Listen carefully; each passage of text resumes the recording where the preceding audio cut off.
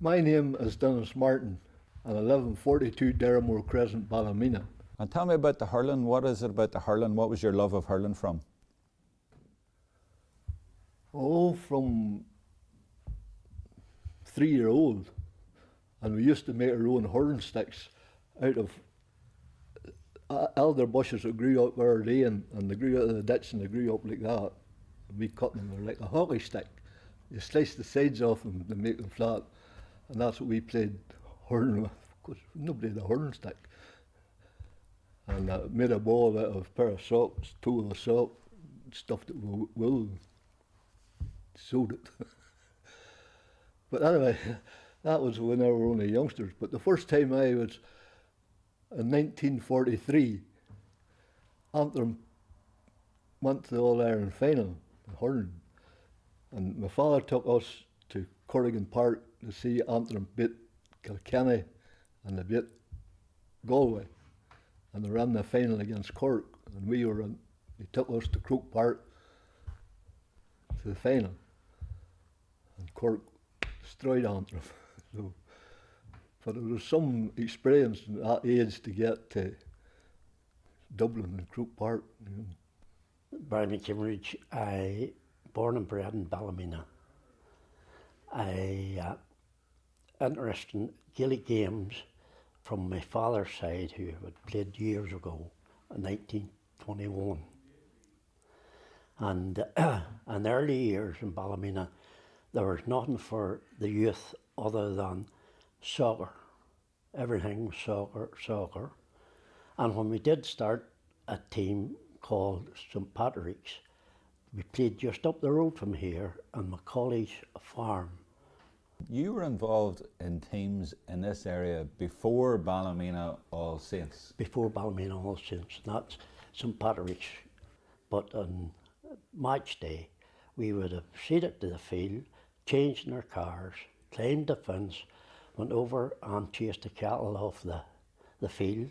They didn't take everything with them, and we played through it. Some of them danced through it, and it was all right for me, because when I got home, my family, they were in the butchery and cattle dealing, so the smell didn't annoy anyone at home. We played under St. Patrick's, our jerseys. We had a shamrock because we were near.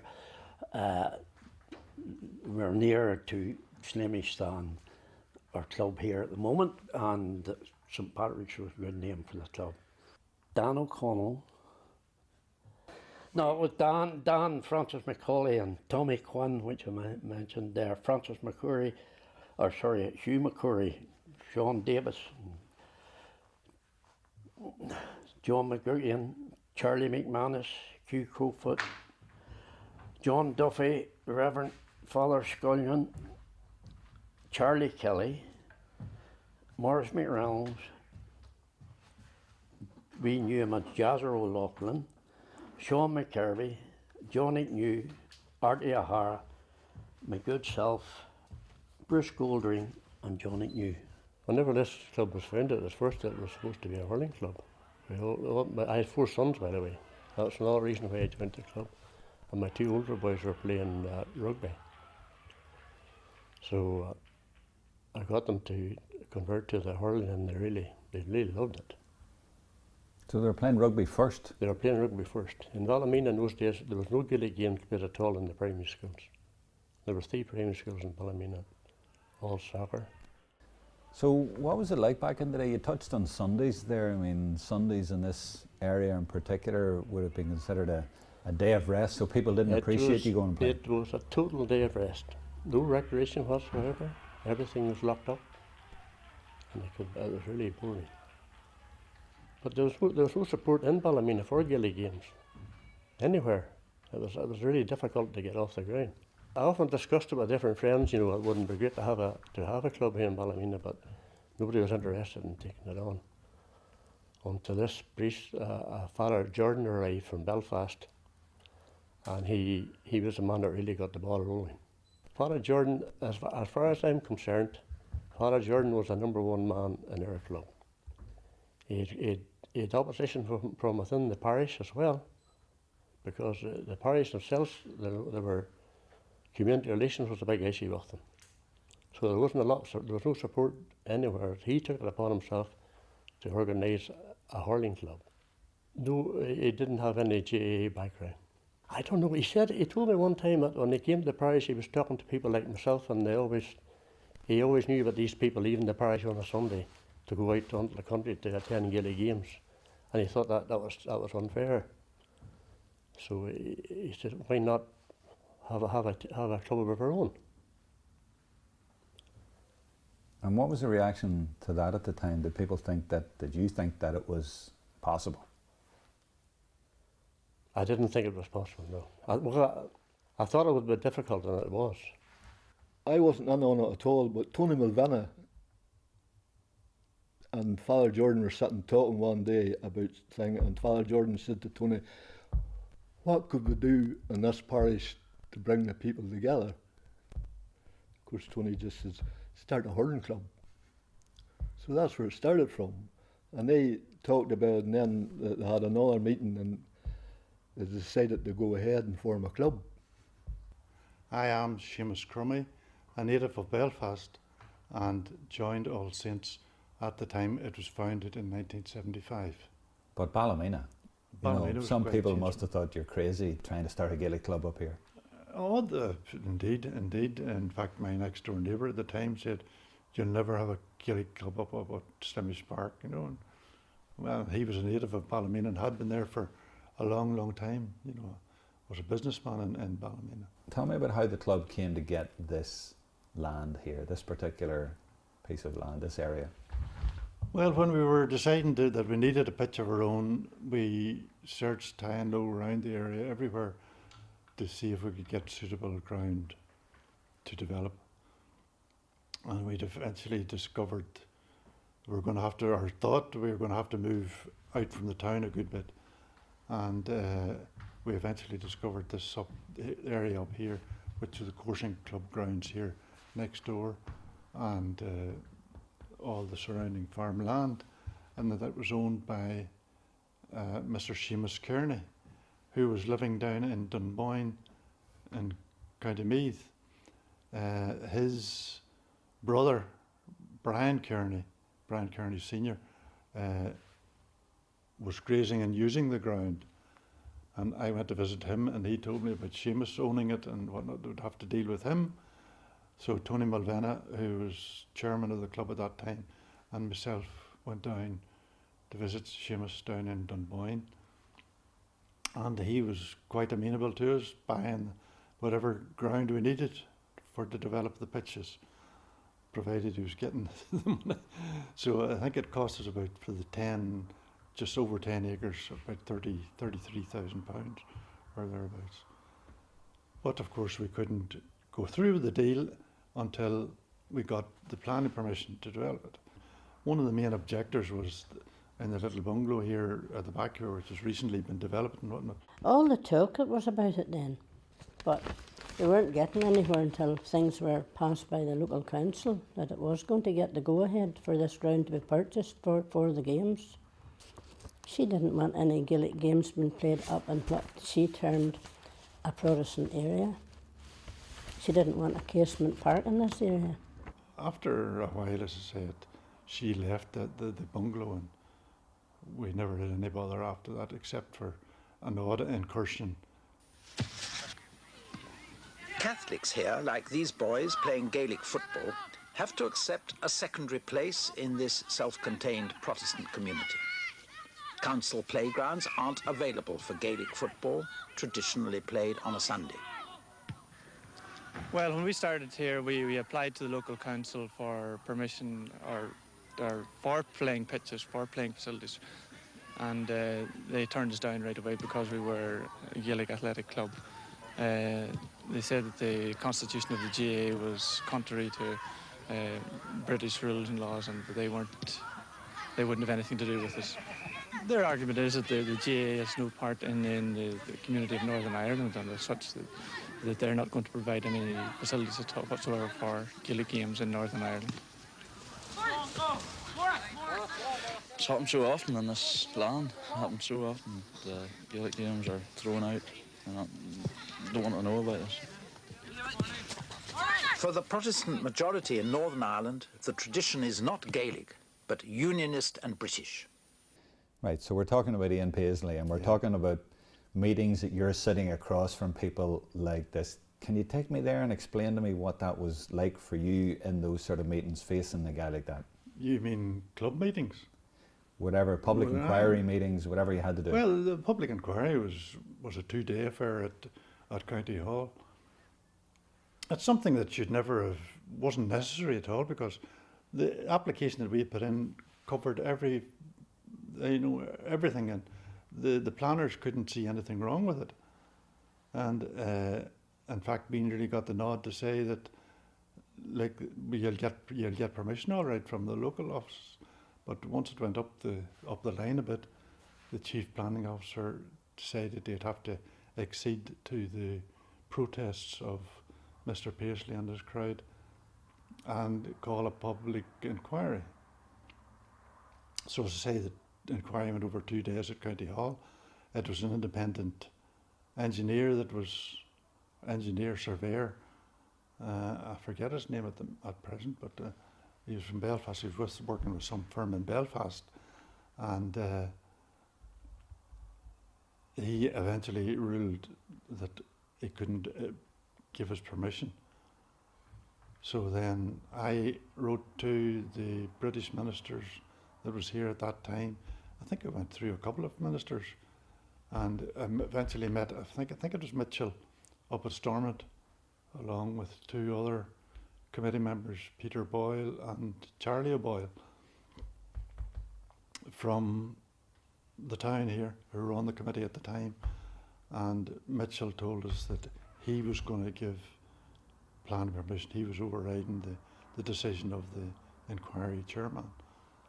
And I thanked him at that time and told him it was totally unnecessary for this to get as far as it did, that it was the man that was sitting to his right that was responsible for the thing. It should have been granted a long time ago. That was the chief planning officer at that time.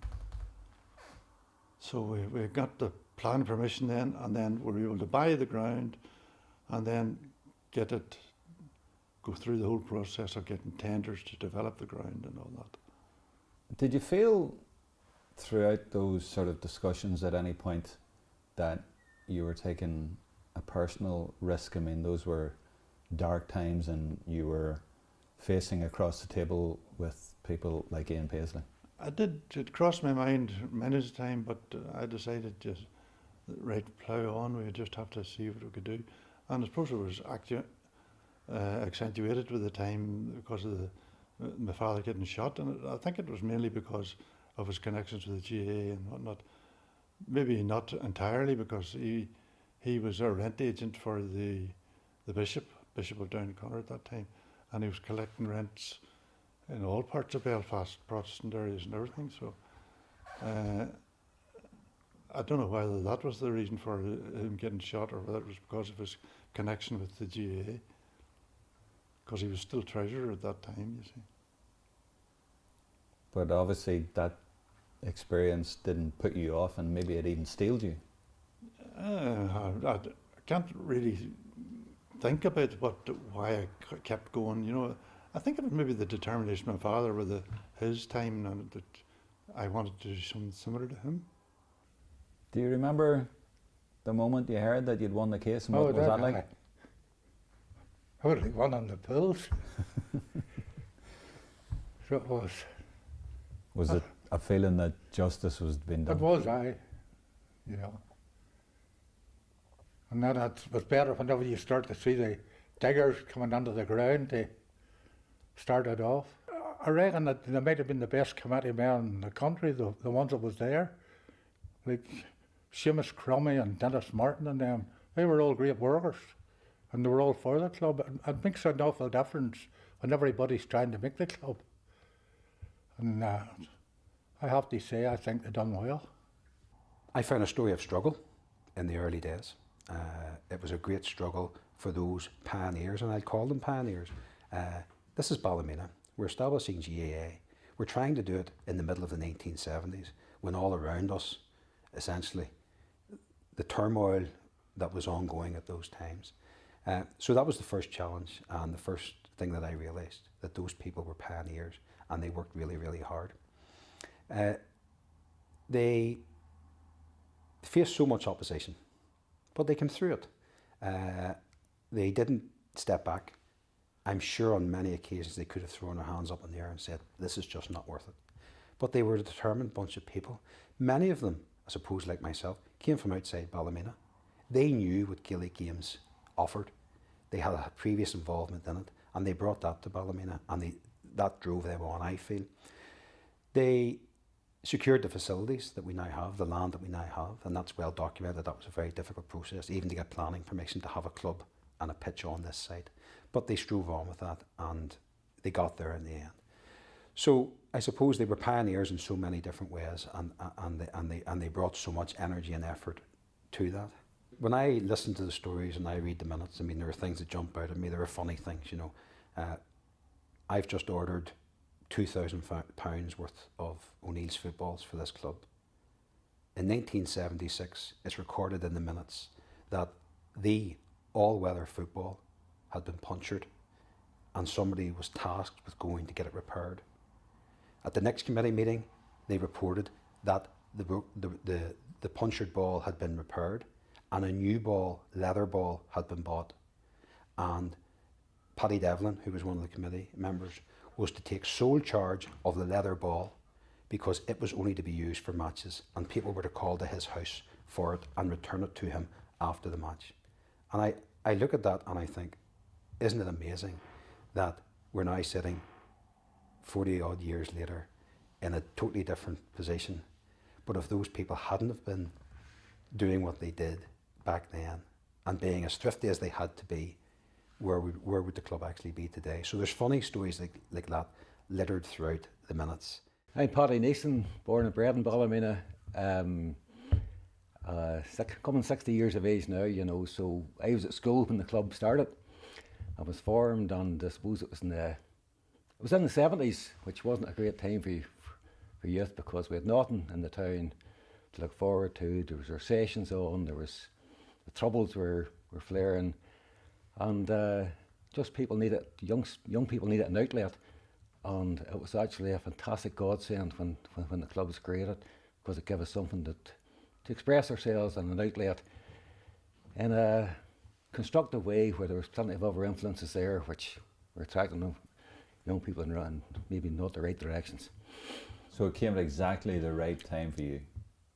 Brilliant, fantastic. It was a great time for me. It was.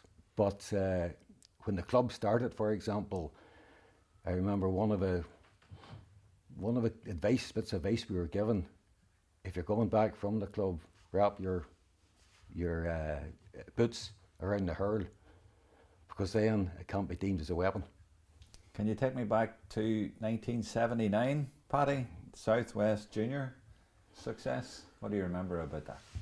Well, I suppose when we started off, when the club started, I started off, I was 16, 17, you know, but it wasn't too long before you were co-opted or grabbed on to the senior ranks, and like within that, we won that Southwest championship, and yeah, it was nice to get a bit of silverware. At that stage there, it was just taking in our stride. For me, it was less so, like, you know, we just played the match and got on with it.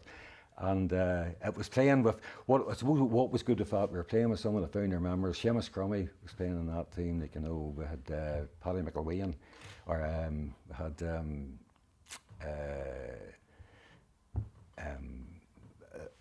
a number of guys in the club who had started up were still in there. So yeah, it was a good day, you know. Score was a very important part of the club. We would have had events within the parochial hall where we would have, you know, run an event and then picked, you know, the most successful acts to go on and represent the club. We have an All-Ireland ballad success with a group of 5 girls, 2 Regans, 2 O'Boyles and Fiona O'Hagan. And you know, it's a great success for the club. Score senior would have revolved around novelty acts mainly and instrumental music, and certainly I do recall many late nights in other clubs in the southwest at regional finals. So apart from the achievements, there was a bonding there as well. It's contributed more things to the club than that. Yeah. Certainly Score was very important. You know, that gave the club an opportunity to showcase the talent that was there. The Procol Hall was packed many nights for Score events, and it certainly was good for the community to come and see what we were about. Right, well, I'm Bernie Daly. I've been involved with All Saints since 1976. Started playing when I was 11. So talk to me about your career in camogie from the club right up to Antrim and playing in an All-Ireland final in 1981. That's right, yeah. I was a minor final. Now, minors at that stage were under 16. I was only 12 aside.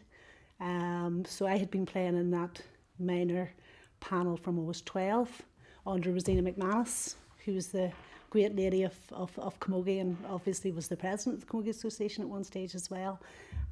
She probably helped me with the whole of the game too, as much as anything else. But I think the great thing about that particular, I mean, I played county right on up, you know, to my 30s. But I think the big thing for me there was that there was 4 Ballymena All Saints players playing in that panel of about 18, because it was only 12 aside, so the panels were smaller then, which was some feat. There was myself and my sister, Eileen Quinn, Siobhan McGee and Claire Gall, all in the panel. And there was Siobhan Henry from Lochgiel, who was also in St Patrick's School. So the 4 of us were at St Patrick's College here in the town along with Siobhan. So it was 5 from St Patrick's College as well. So in those days, in those early 80s, the school, I think they had the nucleus of quite a good, strong panel of players. So the school did very well as the club in the early 80s was probably our best, you know, in relation to winning cups and trophies and things like that. That was probably our best years, was round about the early 80s, or during the whole of the 80s, I suppose, because we were going from Division 3, we won Division 2 at one stage, North Antrim Championships, a few 7-a-sides, and we had quite a number of players then that represented the county as well. There was others, there was Noel Meek, there was Una McCann, Margaret Hogan, and then I mentioned the 4, and if I miss out on anybody, sorry.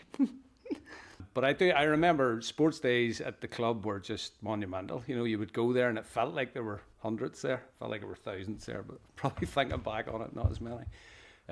Just the buzz of the place. Hougoumont was a unique setting. You know, I was just thinking recently, I saw the video that Little are putting out with the ladies in Glendalough, and that was Hougoumont in an urban setting in the middle of a town, a pitch, you know, the ski slope, we used to call it. Any teams coming would have called it the ski slope.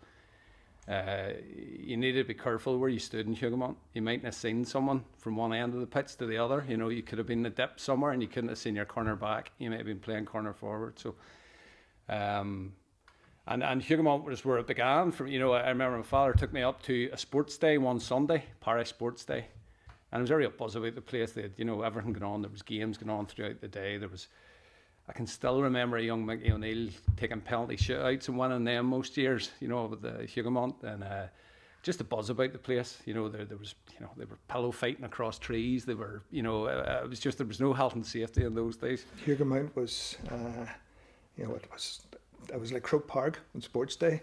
The boys had been out cutting and trimming trees, trimming trees, cutting the grass, boys up with lawnmowers, cutting everything. I mean, it was immaculate. All well looked off.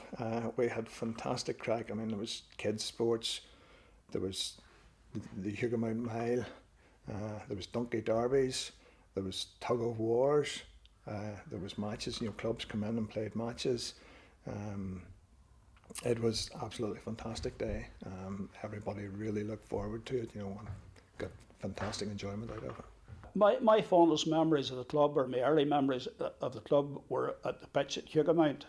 There was an old pitch at Hughamount which was probably the worst pitch in Ireland, but I believe that's where the foundations of this club were laid. It was right in it was where St Bridget's School is now, where Mr Brady teaches, and it was surrounded by 2 or 3 big housing estates, which would have been predominantly Catholic nationalist or nationalist. And the guys just climbed over the fence to get into the field. And any night you were there would have been a crowd of young fellas there, you know. And the success rate at the time was phenomenal. Those guys that you're talking about, Dennis Martin and Seamus Crummy and those guys, I remember us putting up 10 sheds to change in. There was no running water, nothing like that. Just basically the sort of shed that you would have put turf or hay or stuff in. I remember too, it was a very wet, mucky old field, and I remember the same group of men draining that field with spades, digging drains with spades and putting pipes onto it. And again, we probably with limited success. But certainly, you know, that I believe if them years prior to coming here hadn't been spent, you know, it would have been very hard to get the club going and to the stage it is now, without having had that foundation. Well, it was very basic because the old pitch was just downhill. If it rained, it flooded, and sometimes we had to move the goalposts if a match was starting because there was water everywhere. And the lane up to the pitch was all potholes. And nearly every other week we had to fill these potholes so that people could get their cars up to it. That was what it was like at that time. Are you saying that there was a spirit developed in those years in really poor conditions in terms of the pitch was terrible, but in adversity that the people thrived and developed a spirit? I think so. And I think so. The other thing, a lot of the really outstanding players that came to play senior for Ballymena would have played juvenile football on that ground. You know, players like Barney McCann, Timmy Conley, Barney Lynn, Frank Delargy, Endemit Atamney, guys that all went on to play senior county football for Antrim. They were part of the 89 team that got to the National League quarter-final and played Kerry and Croke Park. Camogie and hurling was, I think, the very first thing that they wanted to get started at the very beginning. Now, obviously, we just moved here a year after things started, but no, we played up and down the Hughamount pitch. I'm sure you've heard people talking about Hughamount. We used to always joke about Hughamount because it went down and then down, but so everybody thought it was a big advantage playing down the hill. It was actually, to us, once you got the ball up the hill, it was much actually easier to score up that way. So we were always sitting waiting for the second half to come so we could sort any team out that thought they were getting a nice easy ride in the first half. I can still, you know, the noise of the place. It was surrounded by massive oak trees. You could hear the ball, you could hear the slither being cracked, and you would just hear it pinging from between the trees. There used to be a power line across the pitch that if you put the ball too high, the thing would come back at you, you know. So I just remember, you know, I remember going up to the games, just the atmosphere. Any time a team came, you were changing in tin huts, and I think it scared a lot of the teams whenever they came, you know. So you nearly had an advantage on them before you started. I wouldn't have played too many probably competitive games there because we moved up to Slemish Park then. Right from the throw-in at the start of the second half, Barney McCarn scored a point and narrowed it to 4 points. The next 10 minutes were all since, but bad shooting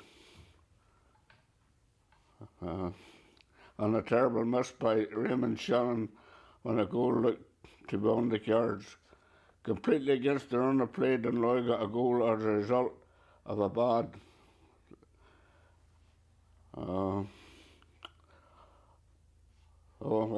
it's hard to read this, to be honest. Well, you wrote it. I wrote it, but I wrote it 40 years ago.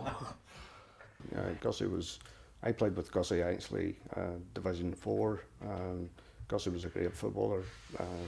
Played for Shargan for many years, and you know he brought a lot of as a player. He brought a lot of skill to us, but I think he started to instill a belief in a lot of players that they had more ability than they probably thought they had themselves. That there is all the players, the team that we played, and what score I gave them. You know, the marks out of 10. And what did you use that for? Huh? What did you use that for? Well, I don't really know, to be honest, you know, but I was just what I said. I would just said to some of them boys, you're a 6, you know, you're a 7, you know, but there's a few 10s in it, but they're few and far between, I can tell you, you know. So did you go to like the next training session together, or in the dressing room, you had the boys together and you brought your book out and you're saying you're No. a 6, well, when did you tell them the marks? Huh? When did you tell them what mark they were? Well, sometimes whenever we're up at training and that, you know, but it was all banter, you know. I'd have said, have I done something wrong? I'd have said, that's why you're a 6, you know. And you know, things like that there, but it wasn't used in a no nasty way or anything, you know. But it was more for my own convenience, you know, to be honest, you know. So take me back to the junior championship final then. Your defence must have been brilliant. You only conceded 1 point. The defence was pretty good now, but Dennis Rocks at centre at full back was a good player now. He's a great reader of the game, you know. Seamus McCormick, centre half, did well too, you know. We had a good team. You know, good in junior football, if you know what I mean, you know. Our midfield was very good on the day, and it took a lot of... The ball never got by the midfield very much, you know, to be honest. Do you remember the significance of winning a junior championship? I mean, Ballymena now are intermediate, but in those days, what was the reaction, for example, from other people in Casement Park, like from around Antrim, and also from within Ballymena about winning that? Did they feel that it was a stepping stone or a turning point, or were they surprised? It was the first trophy that Ballymena ever won, was the junior championship. But other than the top half of the town here, you know, the rest of the town didn't give a damn about Ballymena, you know. And quite a lot of the top of the town didn't care much either, you know. It was really people who came from other places that were Gaelic minded, you know. The Ballymena man wasn't really Gaelic minded, except probably Brian McCambridge, you know. Cambridge was a good man in the club. Well, the 84 was obviously centenary year. We played Ardoyne, I think, in the semi-final that year. Ardoyne were a very good side. And we were getting it tight, for want of a better phrase. And I think one of our players dines out on a wonder goal, Frankie Delargy. Beat 3 or 4 players, stuck it in the corner, and that was, you know, the winning score from that day. Kevin Quigley, who went on to manage us, come on, I think, sometime in the second half and turn the game around, you know. So that was a pivotal moment that I recall. Obviously, we won the championship, junior championship that year at Casement, which was good, and the medals from that day were like a centenary GA centenary crest on them, you know. So it's a nice memento to have. The year we won the junior championship, beat Glenarm in Casement Park, the only photograph was taken in the dressing room after it. Guys in the dressing room holding the cup up. There wasn't even a team photograph took, you know. We played great stuff in the first half, brilliant stuff in the first half. Our midfield was outstanding, and Barney and Enda. And we had a good team, you know. We had 4 county players, and I'll tell you who we had at full forward was a boy, Finn Sherry. He played for Fermanagh, good player, but he's the twilight of his career, you know, but he still was useful, you know, in the junior football, you know. But I done some running after him to get him to play. But eventually we got him to play. What did you have to do to get him to play? Oh, I was at his house every other night, trying to get him to come up to the training, you know. And he wasn't very keen, to be honest, you know, but then eventually he did. But he only played about a year, but he was still a good addition at the time, you know. But those are the sort of things a manager had to do in those days? You had to do them things. I do remember there was a man came to Ballymena and he said that he played for Aaron's Isle in Dublin. And he had an office down the street. And I was in and out of that office all the time looking for this boy to play. So eventually he said he would play. So we had no senior matches, we only had a junior match. So I got him organised to come to play in this junior match. Well, the minute he ran onto the field, I just knew the way he tugged out, the way everything, that he couldn't play football. And so right I was, you know. That's the dubs for you. Hopeless he was. Hopeless? He couldn't have played for Aaron's Isle women's team, let alone the men's team, you know. What mark did you give him out of 10? Huh? What mark did you give him out of 10? Oh, well, that would have been a junior match, so I wouldn't have been marking it. But if I had been marking, I would have given him about 2 at the most. I'm Kevin Quigley. I'm originally from Greenlough, County Derry. Living in Ballymena 50 years. 86, I was always a bad loser, you know. Always a bad loser, you know, and out there, you know, but that's just the way I was, you know, and still would be today, you know. That's just a part of my makeup. But 86 won, to me, for the club, you know, everything wasn't about me. It was about the club. Everything.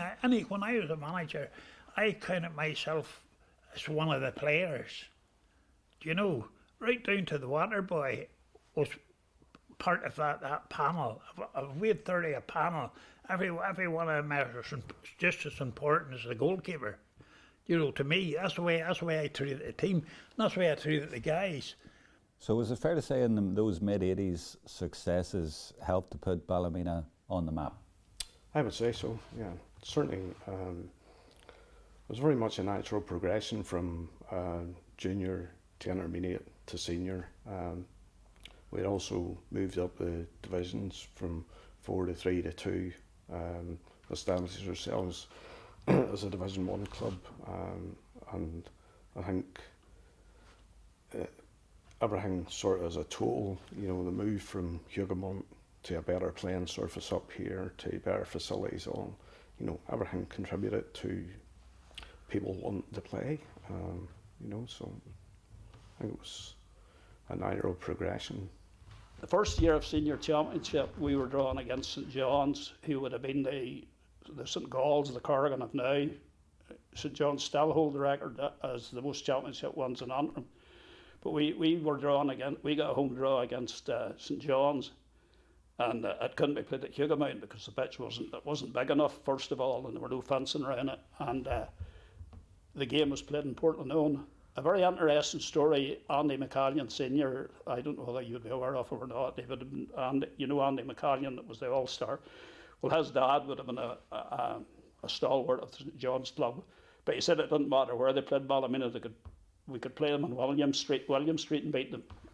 And that was a, you know, one of the games that stands out of all the games, you know, that I have seen Ballymena playing. We beat St John's in Portlaown. Mickey O'Neill was playing top of the left, the former Northern Ireland, now Stoke City manager, was playing top of the left and had an outstanding game. The county were having problems. Ian McGreeves took over the county senior team, and they had a meeting up in Kismet or St John's or somewhere. Some of them played. I forget where it was at. I went up, and one of the guys took me up as the manager, and I went up, and I was to arrange nights training. St John's and all these clubs were all training. This is where the training comes in. We were training Tuesdays and Thursday nights. That's the nights the county trained. And these clubs weren't prepared to give the county, right? And Lord of Mercy and me, Andy McCallion, Andy was living in that time, and I was in that, we're on sitting talking, and all these boys are giving it. Why would we give up our night, and why would we do this and that there? And I says, excuse me, through the chair, I says, Kevin Quigley, all since Ballymena, and I says, we know we have only one guy in the county team. I think it was Jerome was only one on that time. I says, but I says, that one guy's the same as 10 for us, like, you know. I says, we have changed our nights. We train Monday nights, Wednesday nights, and Friday nights. And for the county, if you want a county to go places, you have to facilitate the county. I says, that's what you do. Of course, Andy, he got up, and we had Drew St John's in the championship. He says, all since, he says, I thought them boys with a wee halo and all around the head and all this here, you know. And I says, Andy, you're right, that's right. I says, you'll know all about it in 3 weeks' time. You know, he says, what do you mean? What do you mean? Against our boys? I says, for God's sake, we'll set our junior team down. I says, that's fair enough. I says, and that Ben Perkle known, by the way. You know, and because I took the matches, all matches I was playing in Portland on at the time. That was another thing, cause big pitch. We needed a bigger pitch because our lads were speed, you know, and I was holding us back from, you know, from playing the way we wanted to play, like, you know, and out there open spaces and that, you know. That senior team I had played on with some tight boys, Andy McCauley and Morris Goldring and Mickey McFay and them boys. They, you know, could have stood their ground, you know. But then the flip side of that, as long as we went in, as long as we kept going forward, we'd six forwards, the McCann boys, a young Michael O'Neill trainee. That's where he toughened up before he went to play soccer. So it was a good apprenticeship for him. And Tom, they all knew where the goals were. But as it turned out, I look back, I had the easiest job in the world. I was like an old-fashioned quarterback for just win the ball, get them the ball, and it seemed to work okay for us. So, but really enjoyable times, Joe. We beat St John's, and it was played in Port Glenone. And I never forget that day. It must have been about 100 people shook hands with me after the match. I was trying to get out onto the field to greet the players, and the corner me at the gate. We were going up in the car, Eamon Greaves, John's man, their manager, and big Tony McTamney, and Timmy was on the car with me, and Mickey Dara. Mickey Dara says to me, tell me this, Kevin, you know Mickey Dara was one of the best players in Ulster at that time. He says, tell me this, he says, who is that? He says, it was Mark and me. Animal, he says, you know. And he says, that's Seamus McMahon. I says, Jesus Christ, he never gave me a kick. He says, he was at me. He was growling at me, he says, you know. And you know, and that's the way Seamus was, you know. Seamus, you know, a good lad, a good 100%. You know, give you everything 110%. I said to Seamus that, see Mickey Dara, you're Martin Mickey Dara, you put him over that wire every time you meet him. You know, he goes for a ball. And Mickey scored a goal that day now. You know, he got a goal, you know. But he held him to a goal, you know. But Mickey couldn't believe it. He says, I couldn't get moving. He says, jeez. He says, he wouldn't let me do this. He was hitting me, his shoulders, hitting me with everything, you know. And, you know, and that's just the way they were. You know, the guys went out that day and they done what they, you know, what they're sent out to do, and they done it. We were drawing then against Lamderg. Again, we got a home draw, and it was played in Portland on. It finished the draw, and on the Wednesday night, the replay was at Honnestown. It finished the draw again. We were 4 points down in extra time and beat them by 4 points. But I think when we then played St John's in 1987 in the championship, beating them, that really just brought us to a new level in terms of the people thinking what they thought about us as a team and as players. And then the whole sort of county started looking in at us, and you know, we had a lot of success in terms of boys coming up onto the county team then. So yeah, so to answer your question, at the start, didn't know who we were, respected us, but then as they seen us coming through and winning games and beating the likes of them, then they started to show respect, and we were worthy of our place on the county panels.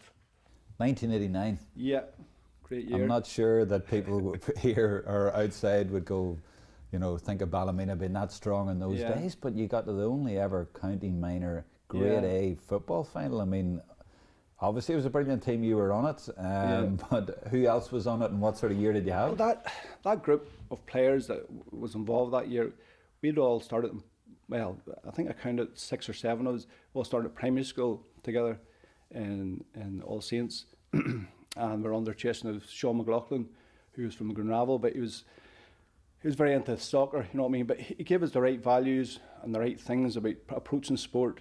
And it was kind of just a golden era. Like, we went on to win the Telegraph Cup that year, which was the underage blue ribbon event then in the soccer. And then as we got older, we just, you know, there's a lot of talented players, and we just got better, and we just kept winning. You know, it was just, you know, I remember we won the Oak Sport up in Casement. My father actually went down with my brother that year and picked me up from the Gaeltacht, and I went up and played in it. And Kevin Quigley was the manager, and but those were great, you know, and that gave us the belief. So that, you know, when you're winning and you're used to winning, you know, it was nothing strange to us to be in that situation. Name me some of the players. So then Hugh Killick and Jimmy Scullion, they were the managers, and then the team had the likes of Shane McQuillan, Lawrence McMahon. Lawrence McMahon played for Cliftonville. We had Felix McQuillan, Declan Hassan, Damien Gormley, Gary Payne. You know, again, you know, I think there was 6 of us who were all, and then in '89 as well, again about 6 or 7 of the same, but guys were in the school team that won the under-17 soccer cup as well. So again, winning was something used to, so we weren't phased to be in the situation. We used to win Southwest every year. Dunloy were probably the only ones that sort of give us a bit of a game. My name's Owen Elliott. I'm originally from Ballycastle. In actual fact, there's a funny story.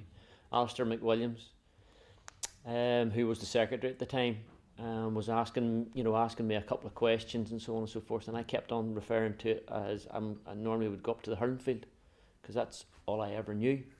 And Alistair then politely corrected me one day and said, it's not the hurling field, it's the GAA field. And I went, Alistair, unfortunately this dog has seen too many birthdays, and it will always be the hurling field with me. I'm sorry, but that's just the way it is. So it's the hurling field, no matter what. But essentially in '91, Seamus Crummy approached me and asked me would I take over the under-16 hurling team. And at the time I was actually still hurling for Ballycastle. And he says, look, Seamus, I'll try and do my best. I'll tell you what, I'll go to one of the matches at the very start. It was one of the very first matches. It was in Lochgiel, and they got absolutely tanked by about 20 to 25 points. But there was 2 or 3 kids there that you could say, right, okay, you could work on that. You could maybe develop on that. So we then came along, and I then set up, I then, in my head, I then projected my training from Ballycastle, my discipline, my ethos onto these kids, about 18 or 19 of these under-16s. By the end up, we actually had 25, but that was just because word had spread around. But the kids were great. You know, we went through drills some nights, and it was tough on them. In fairness, it was really tough on them. But I mean, they were just, the way I just described it was, if we want to do something, lads, then I'm happy to do it, but you need to buy in on it. And then all of a sudden they started to win. And like everything else, once you start to win a wee bit of success, brought a wee bit more success, brought a wee bit more success. And they then went on and beat Lochgiel, the same team that were got tanked at the very start. And they went to Dunloy and beat Lochgiel by about 4 points at the very end. And Dennis Martin was there. His son was playing. Johnny Sears' son, Dominic Sears, was playing. Jock Mackay's son, who Terry Mackay, was there. Joe Casey's two boys were playing. McCann boys, the two McCann boys, Peter and Paul, were all playing. And all of their fathers were there that night, and they were in tears. Like, and I didn't. Again, to me, it was a match. It was just get the boys over the line, get them over the line.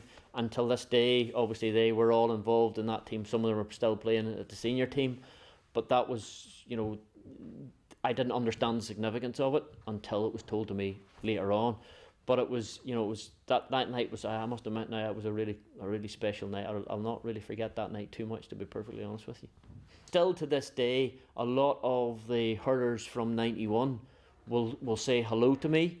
Will come and you know, they'll sit and talk to me. And in actual fact, at one point in time, there's one lad who I hadn't seen in years, I didn't even recognise, met me in Marks and Spencer's one day and started a 10-minute conversation with me to tell me what a great experience that he had from playing. And he was only a sub at the time. He was a sub, but he just felt part of that group, part of the playing hurling, and grew up with a love of the hurling to the greater degree that he now has. He has 2 children.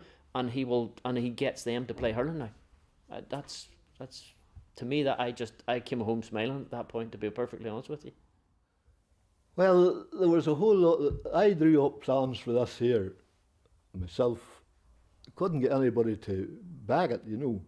So that went on for about 4 meetings, trying to get the word to go ahead with us, and it finished up. Tony Metatamney and Joe Casey and them, they jumped up and they said, build the bloody thing or else forget about it. So that's how it come to be built. I got a crowd of bricklayers to build it. I asked them to build it and they said they would. And then we had to finish it ourselves. So I got the young fella that worked along with me that served his time with me, and we built it.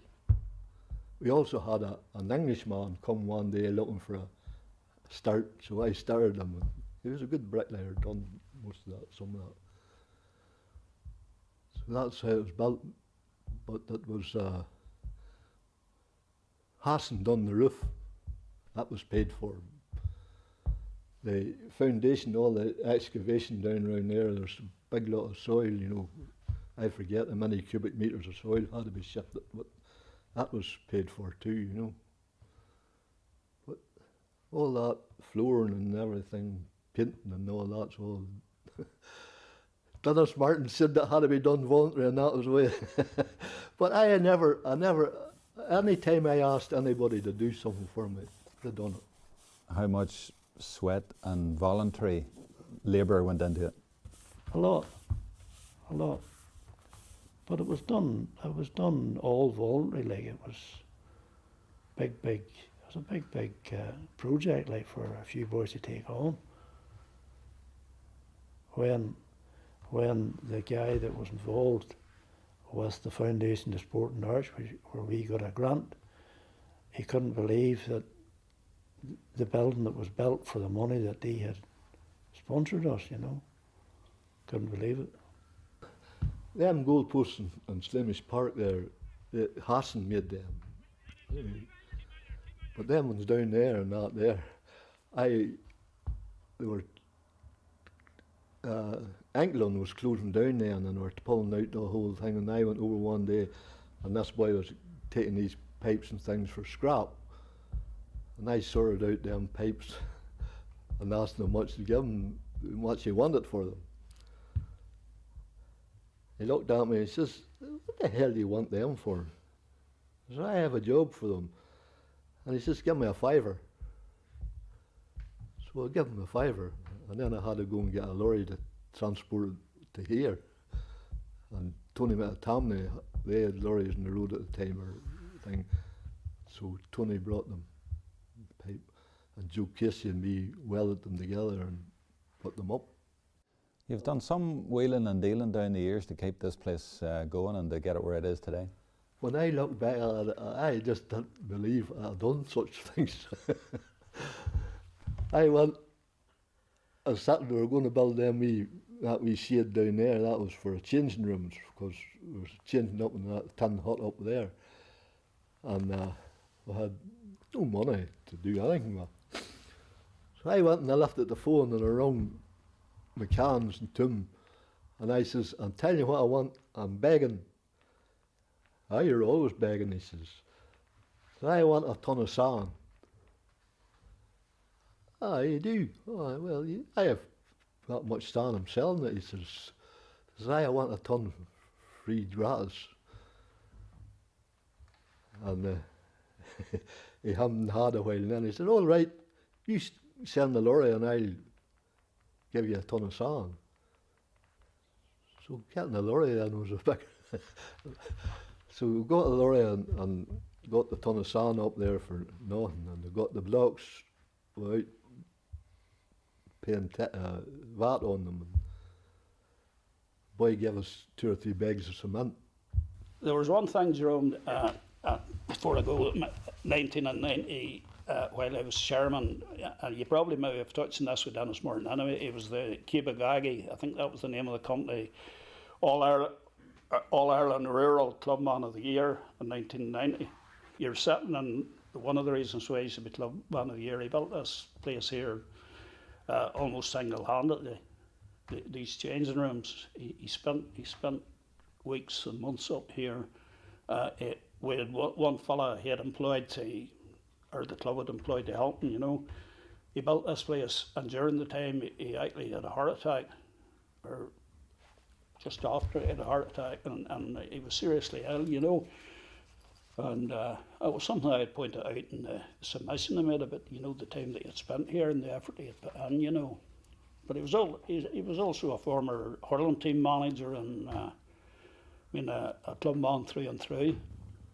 And I said to Mary one night, a good while after this, I suppose you're sorry you mentioned me going to that meeting. I was on the go 7 nights a week, every week, on the club. You know, juvenile football, hurling, meetings, every night. And that went on for the whole 10 years I was chairman. I went over to a match one day and Patsy was standing along with Niels McKillen and that there. And Patsy nudged Neil and he says, here's Dennis Martin coming. Look, look, look, his pockets are full of tickets. So that's the reputation I had. No, that was most of the things we done, and then we sent out begging letters to all the clubs and the whole of Ireland. And we got some money in there also. All over Ireland? All over it, yeah. From the south and all. And what sort of responses did you get? Oh, they done well out of it, you know. I think there were other clubs doing it too at that time, but we got on the act. And I think it was because we were from Ballymena that people sent money. We're sitting here now in 2021. What do you think of the club now yourself? It has came leaps and bounds in all those years. I mean, everything has just keep steadily improving all the time. Now to what we have at the present minute in this building we're in here. It strikes me that people are proud of this club, not that it's anything particularly different, but that it's particularly the same as any other GAA club, because people said you couldn't have a GAA club here, but it's the same as other clubs. Yes, it's in the same status. If somebody had told me 40 years ago that this club would be equivalent to Glenravel or Reshargan, it would be impossible, you'd have thought. But in the last 20 years and 25 years, it's enormous what's happened here. And I remember St Galls were the first team, I think now I might be right in thinking St Galls were the first team for us to play a Division 1 game up here.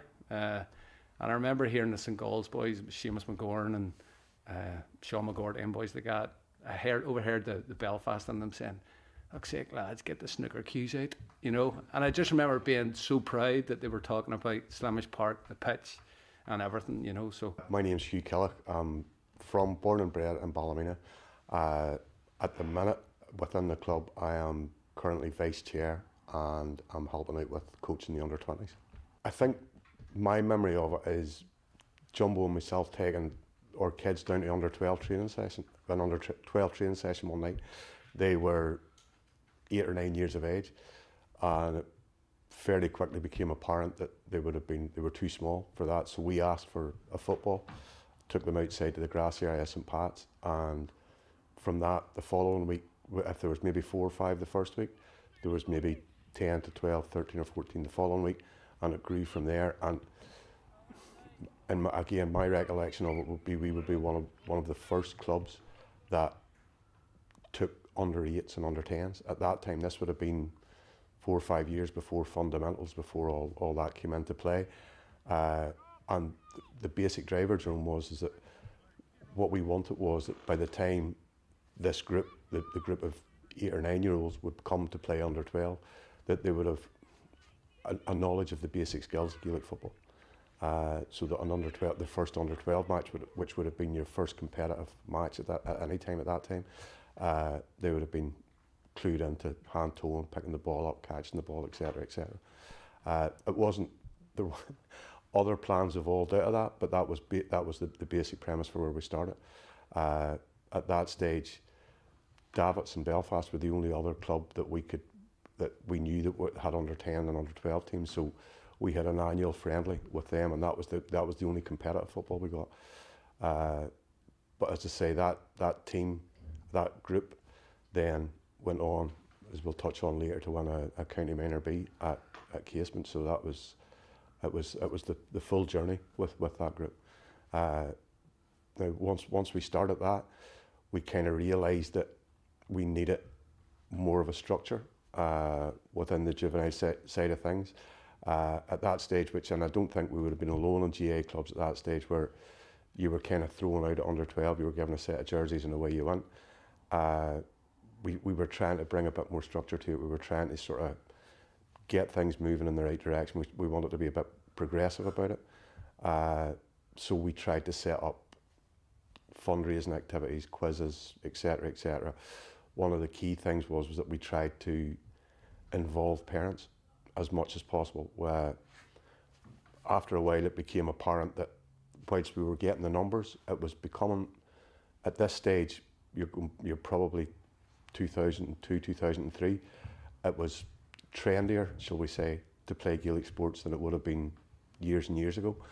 So we found after a while that while we were getting good numbers on the playing side of things, the mentors were being stretched extremely thin. And at one stage there was 3 of us taking 3 teams, 12s, 14s and 16s, which wasn't sustainable.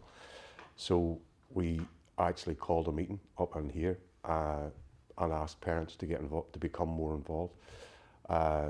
We signposted them to various coaching courses, etc., etc. Fundamentals, obviously, the starting one. And from that, then it grew. One of the things, again, that we kind of thought was important was to recognise the volunteer effort of the coaches. So at that stage, we would have had an annual night out, which everybody came together. It was a bit less stressful than training nights, etc., etc. It was we involved wives, partners, boyfriends, girlfriends, whatever, and it was a bit more relaxed, and it sort of gave us a bit more of a sense of community, if you like. Numerous meetings in the house. My wife Donna was there, Hugh Killick, Jimmy Carr, Mickey O'Kane, Jim Brady, Morris Goldring. It was great because we even got a free packet of biscuits nearly every night. But we started off there. We realised what we had to do. That we had to try and build a structure there. and we had to get support. We had to bring not just get a plan in place for the young people, but also try and bring more people, more parents and coaches on board. So that was how we started trying to get the coaches, the parents on board. We started looking at coaching, and I mean, quite a lot of people then we sent on various courses. We realised how important it was for the young ones. At that stage, or in and around that stage too, with the fundamentals were starting to kick off, fundamental training for the very young. And again, we talked about that, and we organised that through those meetings. And you'll have to say it's probably was the start of the current juvenile structure.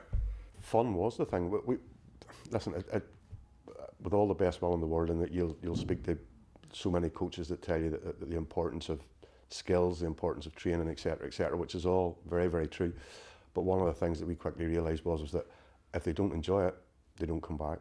And we tried where possible to provide a mix, a blend where they were getting basic skills, the kids were getting basic skills, but they were also enjoying it. A parent once said to me at one stage that we trained on a Monday night, and what she said to me was that it was like her son had a birthday party every Monday night, because he was meeting up with all the kids from school, all the boys and girls from his class, and they were having a bit of fun and a bit of crack. There was also a situation where we had 4 Catholic schools here in Ballymena. I was principal out in primary school in Portgalone at that stage. The 4 Catholic schools in Ballymena amalgamated to create 2 new Catholic schools. Now, there was some GA activity prior to that, of course, in the primary schools to a greater or lesser degree over the years. But with the amalgamation of the 2 schools, I was then appointed as principal of one of the schools. So I suppose I had an insight there that previously the club hadn't had within education, particularly at primary level. I also had a very good relationship with the principal of the other school, and like myself, he saw the value of Gaelic games for the children and the pupils in the school. So I'll give you an early example of that. In those days, the Antrim County Board was putting coaching into schools in 6-week blocks, and every school who wanted to got 2 6-week blocks in a year. And I approached the club committee here. I wasn't on the committee at the time, but I approached the club committee and I explained that you could buy additional blocks of coaching. And to their credit, it was a lot of money at that time, and a sea change in terms of attitude towards spending that money, if I could say that. The club agreed to spend £1,200, £600 for each of the 2 schools, and that enabled each of the 2 primary schools to have a GAA coach 1 day a week for the full school year. And that was really the start of it, and that developed a relationship with the schools. The schools realised, and the parents associated with the children in the school realised, that we were committed to supporting their children's sporting and cultural endeavours, and that was the start of what has been a long and fruitful relationship to date.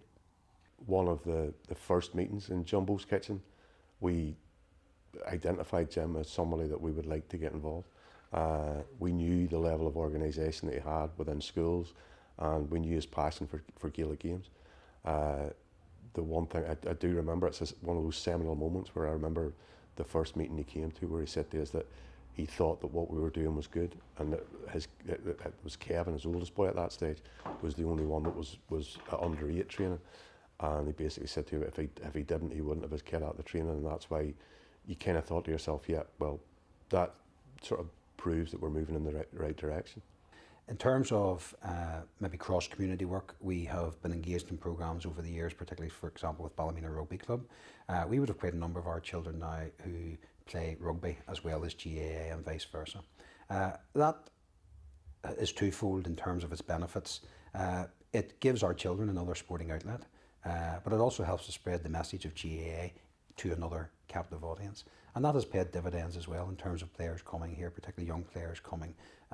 Now, it may be that those young people may have to make a choice in later years as to which sport they're going to concentrate on, but all we can do is give them the opportunity to show them that GAA is one of those choices and hope that they make that. And the experience we give them up here will obviously help to cement that. We have great support here from Ballymena Borough Council, well, it's now Mid and East Antrim Borough Council, and as contributors will have already pointed out, that wasn't always the case. But we're sitting here now with 3 pitches, one of which was funded by Sport NI. It was floodlit in recent years, and those floodlights were over £100,000, and the vast majority of that money came from the local council, as it was then Ballymena Borough Council. So we work in partnership with anyone who is interested in developing young people in terms of their sport. Jumping forward then to 2010 at Casement Park against St Paul's and winning the Antrim Minor B Championship. On that particular day, amid the excitement, how many times did you think back to those birthday party nights on the Monday nights and all the work that went in those exciting days when you were coming up? Honestly, a lot. I did.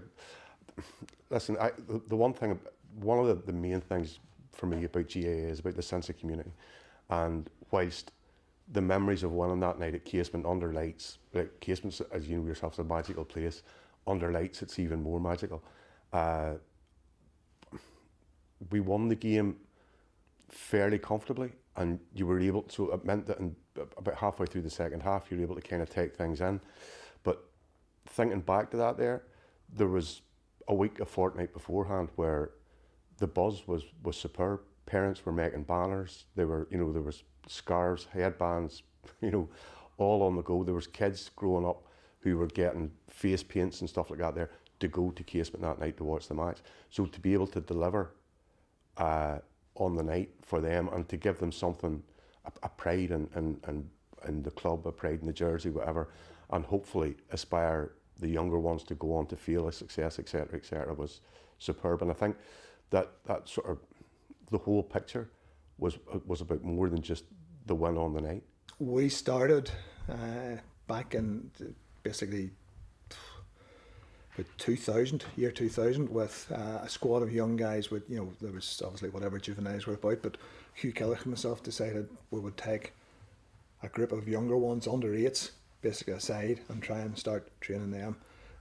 It included Hugh's son, Emmett, my one son, Kieran, and probably 4 or 5 other of their friends. And as I say, some of the girls were involved as well.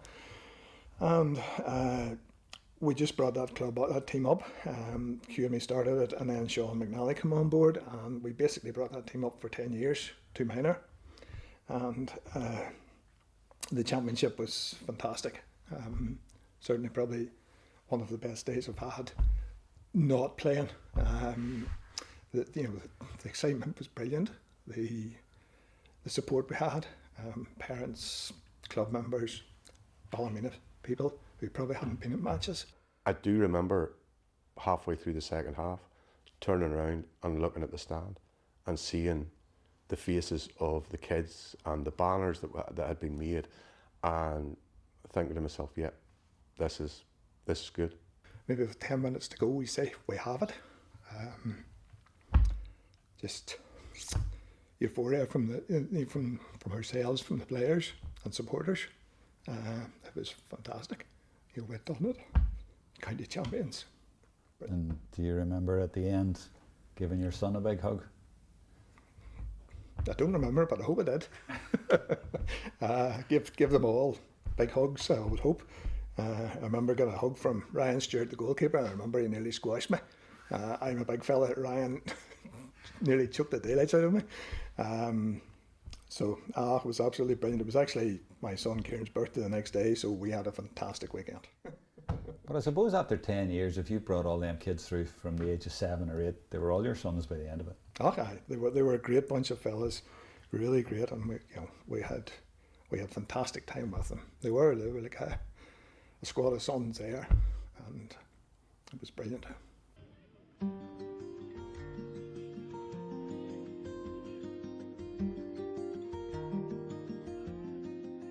Christian Glen has been going in the glens of Antrim now for the last 100 years plus. Celebration of the language, the music, the crafts, everything Irish in the glens.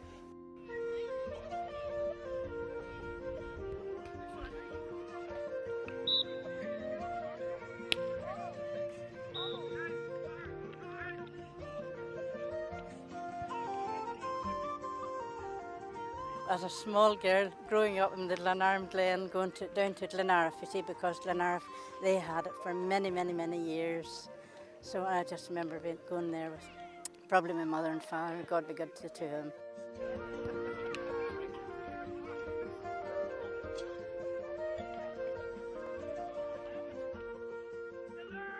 It means everything to us because it's the first time in our history that we have hosted the Feige, so it means everything.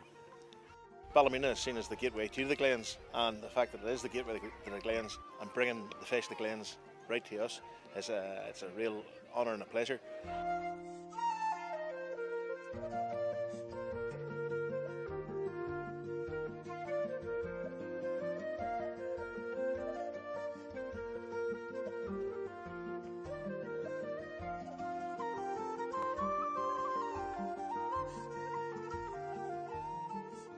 The work the Ballymena Club have put in, you know, it's second to none, and we've seen it around the rest of the clubs. But Ballymena have put in the effort, and it's first class, superb.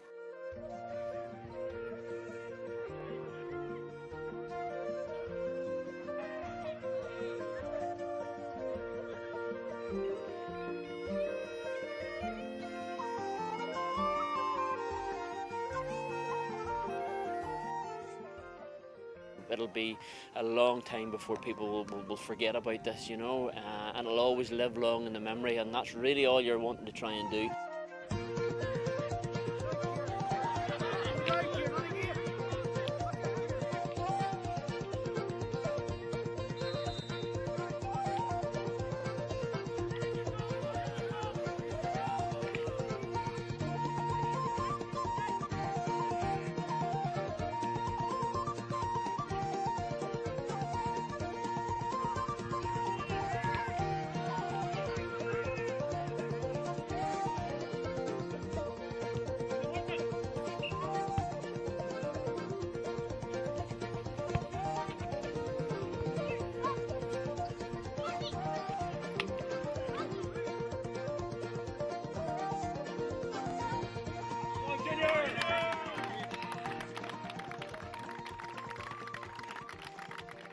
It's a tremendous result. I'm so pleased for our boys.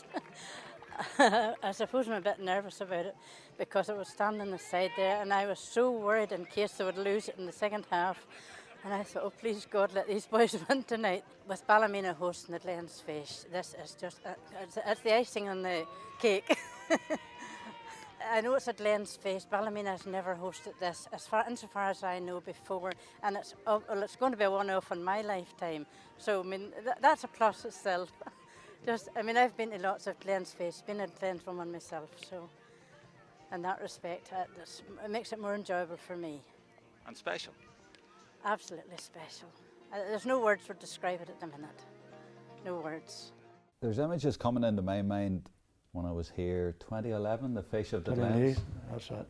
I mean, that must have been an amazing experience for you after all you'd gone through and the club has gone through. The weather was fantastic that weekend, but to showcase what you had here. I spent 94 hours up here that week, organising all the stuff for the Feis. The man, I can't really speak highly enough of the man, you know, he lives All Saints, you know, and he's always about, he's always there to do the work, and he's a man who, if you need to know what's going on, just ask Joe and Joe will do it, and I can't play any more compliment to say that he is. To me, he's Mr. All Saints. It's a milestone for the club, and hopefully it's one of many that we will see in the future. Everybody in relation to the Feis the Glens committee, North Antrim, there have been all the North Antrim clubs that have arrived here just have been so surprised at what we have in relation to facilities, car parking, and stewarding of the whole event, and that's a plus to. Well, I'm chuffed about it personally, you know, so it's fantastic. That's what's happened, and those are the people that have done it. But why have they done it? What does it mean to the people? What's in their heart to do this? What's really in their heart? It's in their blood. It's just a passion that you have for doing things, and it's, you know, we're now in a society where people expect to get things handed on the plate. Well, these people have put themselves out, and they do it for nothing. They do it for the goodness, and they do it because they love to do it more than anything. They're passionate about the games, and you know, there's a fun side to it too. What do you remember from that weekend? What were the best bits? The crowds, the matches, participation of everybody that was there. There was no difficulty gathering up people to participate, help where necessary. They were all a willing band of people, and all club members as well. And in fairness, I have to also say that, you know, once we put the word out to all the members of Ballymena, of All Saints, They then turned round and came out in their numbers, volunteering wise, to do cleanups, to get the pitch into repair, get all that sorted and organised, get the fences sorted and organised, to get the rooms sorted and organised, to get general logistics of car parking, to get general logistics of how to get people in and out of changing rooms. We had the 4 changing rooms here, so how do we get them in and out of there? So all of that, and in fairness, it brought a community tighter together. And in actual fact, a situation came that we actually hired a tent, a marquee tent out this far side. So we were worried about it being left over. We put it up on the Saturday, and we were worried that it would disappear maybe Saturday night. So we then had a rota. We decided we'd try and get a couple of lads to come and maybe stay the night and stay with the marquee in case it disappeared. And we thought we would never get people. It was probably the most volunteered job that anybody could ever see. There was about 10 or 20 of them, and unbeknownst to me, which I stayed well out of, by the time I found out Monday, Tuesday, there had been a bit of a party going on. So, and it stayed the whole night apparently. So I stayed well out of that one. But again, it just brought that sort of, that to me epitomised a wee bit of a, the spirit of the All Saints volunteers, and they came together then that night and just had a party on Saturday night. Needless to say, you didn't see them Sunday morning, but that was all right. It was okay. So you thought they really cared about your tent, but they were thinking opportunity for a party here. That just shows you how far gone I was at that time. They saw a party, I saw a tent. That was the way it went. One memory I have from some of the shots is the young Ballymena children walking along in the parade with the Dunloy team and the Cushendall team in the parade. So there was one kid for every player walking along. That was very, very important, but it's a lovely shot and a lovely idea. And I suppose those kids remember that like it was an All-Ireland final, and those kids are now with the club, and they have the club in their heart from that. Oh, absolutely, yes. And they're actually playing senior hurling now. They are. Some of those kids are actually playing senior hurling for All Saints now, so that's how important it was. And you were manager in 2008 at the Intermediate Championship. What sort of an experience was that for you? What pops into your mind right away with that? Semi-final, Randallstown. Michael McGill, I don't know, you know Michael McGill, Michael's cousin of ours as well. So his mum's Marie McAtamney. We want to beat them because we've cousins playing, right? So we can't compete. We have to get to the final. We have to beat Randallstown. And Michael McGill was awesome in that game. I get something like 10 or 11 points. But our keeper, Michael O'Kane, saved. He won the game for us with his save at the end, when he tipped over the bar. Michael, it was going into the roof of the net. Don't know how he saved it, but it just capped a great performance. We got to the final. We didn't play well up to that point, and to be only 5 points down, I thought, we still have a chance here. Team talk done at half time, come out 10 minutes in the second half, we were 7 points down again. I still thought, no pressure here. We're going to get it back, and we'd finally got our act together. Up over a few points, they knocked over a few points. And then about 15 minutes into the game, we got the goal. I actually got it myself with a great team move. Knocked into the edge of the square. I beat the keeper, hand passed into the net. And that put us within a couple of points anyway. But then they got another couple of points to make it 4 points. And about 10 minutes from the end, another goal from my brother Peter, who would have played for Antrim for a while. You probably know him. I laid it off to him. They were coming into defence, and Conor Crilley intercepted a pass, played it to me, and I played over my shoulder, seen Peter running off, played over my shoulder, and Peter took a big hit, but steadied himself and hammered it into the bottom corner, and we got the next 3 points after that. So it was a good comeback win now, to be fair. On the basis of that win, we actually won the Ballymena Sports Award for Outstanding Performance in that year as well. So the awards that year were coming thick and fast, so it's good. That was better.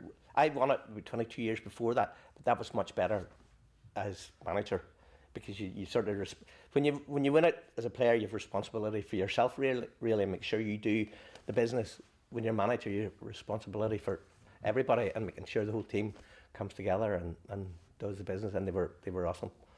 Probably one of the first people I seen was my brother that was a manager, and the brothers were playing with, and my nephew, and we got pictures taken, but then I spotted my dad in the crowd as well, and he was hanging over.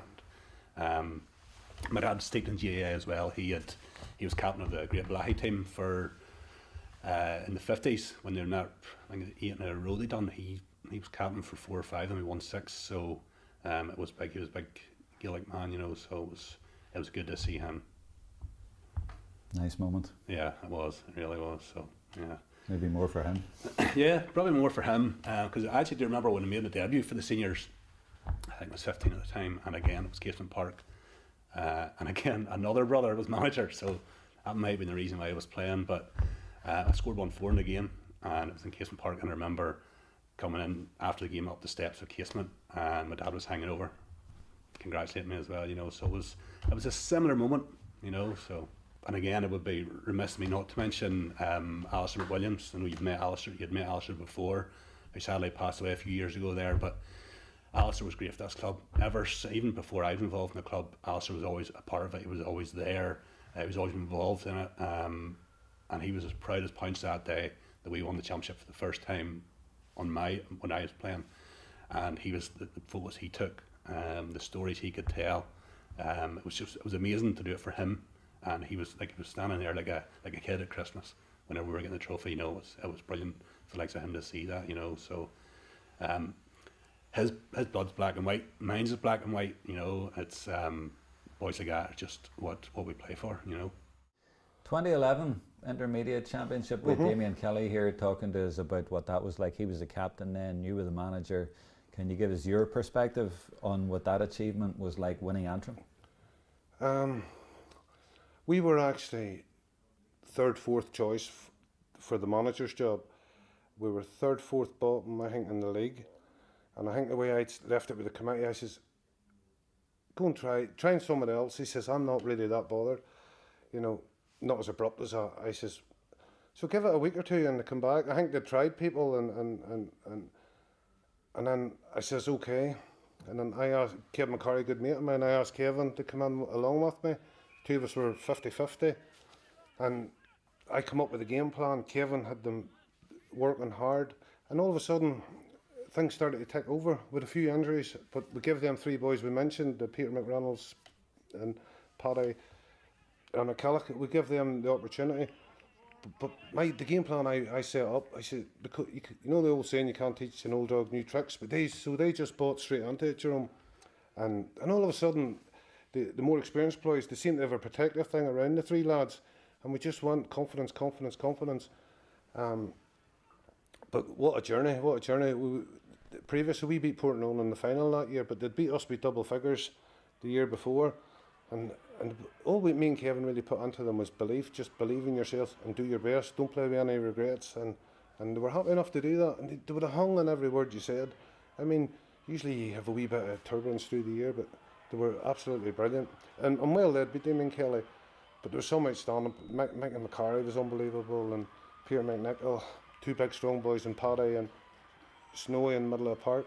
A real solid team, With a wee bit of luck, we could have went the full way, you know. The final itself was, the first half, it was in Craigan, and I remember there's quite a strong wind going down the pitch, and they had it in the first half, but it was a real nip and tuck game, just score for score each way, and we were getting beat by 2 at half time with the wind in the second half, and then the second half we really just started to take over, and again, it's probably something I haven't experienced before or since, but I remember maybe midway through the second half just starting to feel a real strange sense of calm, because I thought we were in control. I was looking around the pitch and everybody was playing well.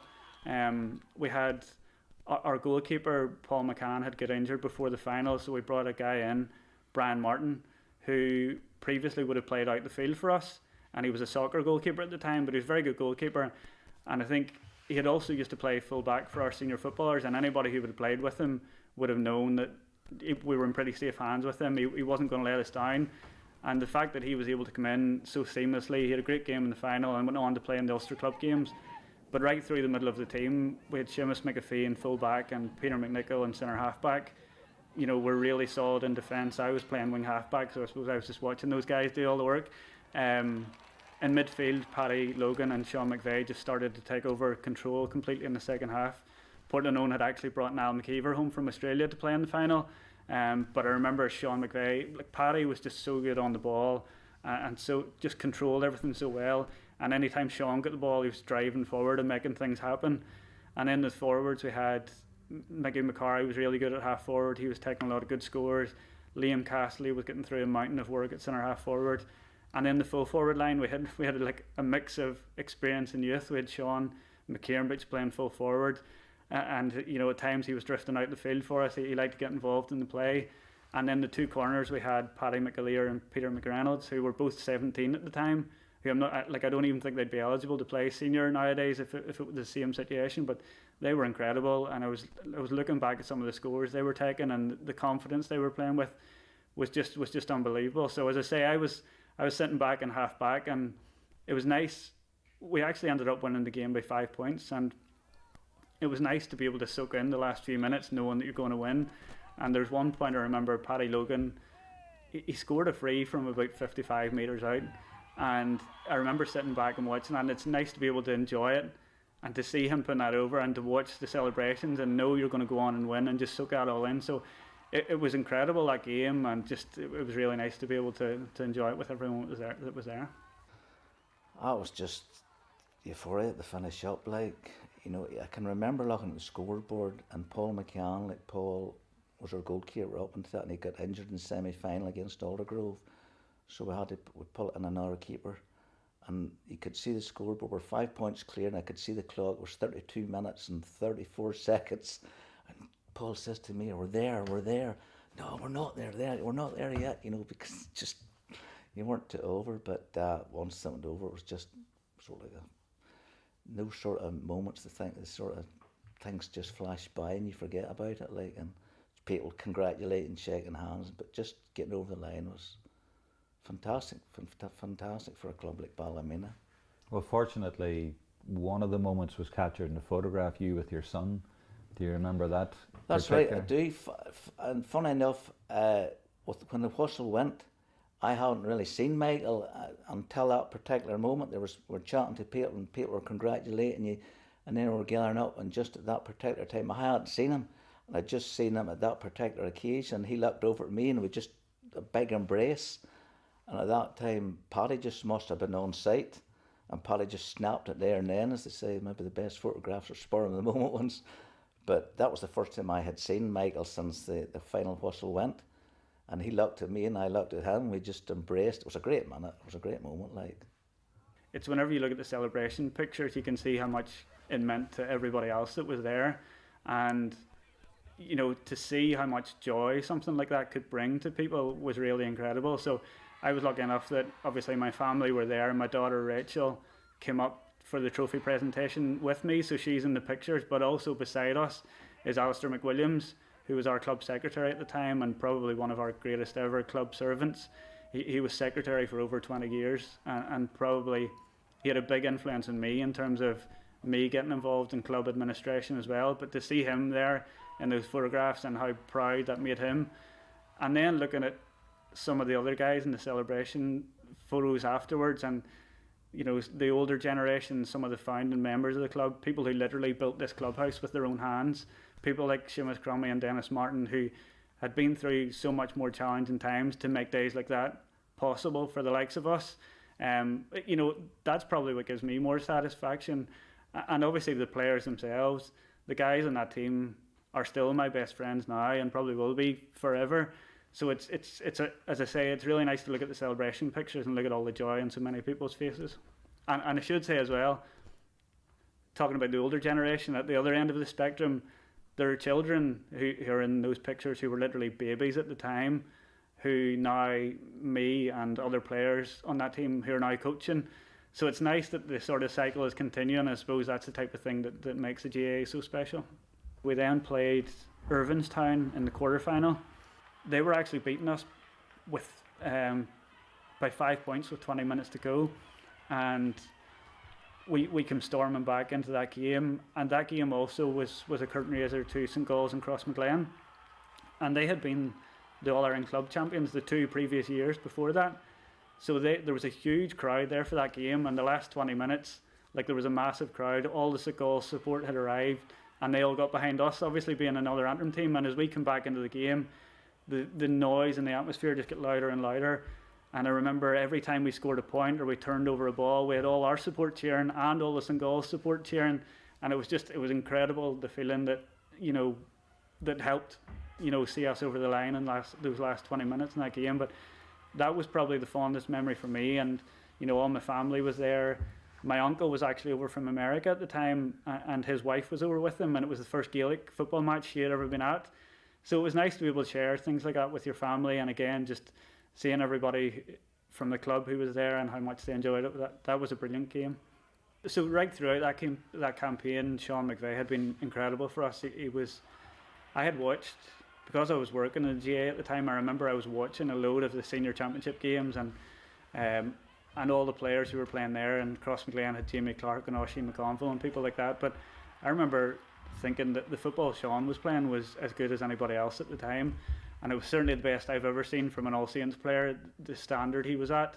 And it was testament to the work he was doing, because he was living in London, working in London, travelling home for the games, doing his own training while he was in London, and then, you know, while he was here, he played the game and jumped on a plane home to work the next morning. So it was incredible that he was playing at that standard. Why did you keep coming back and like flying in the morning of a game just to play? Because it's my club.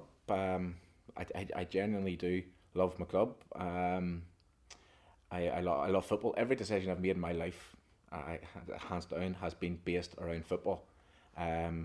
So you know, I played in London. I played for league games for Parnells in London. I played for Wolftones in Boston. But there's just something about playing with your friends and your mates and your clubmen that keeps drawing you back. You know, I never once, when I didn't play football for Parnells or play football for London, I never really missed it. But I always missed Ballymena games. When I knew I was somewhere else and Ballymena were playing, my mum would be ringing me telling me the scores. I always missed it, and I never wanted a championship to go past without me playing on it.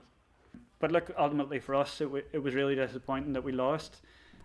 Colourful actually went into the final after that, and they only lost by 2 points, despite having 2 men sent off in the first half.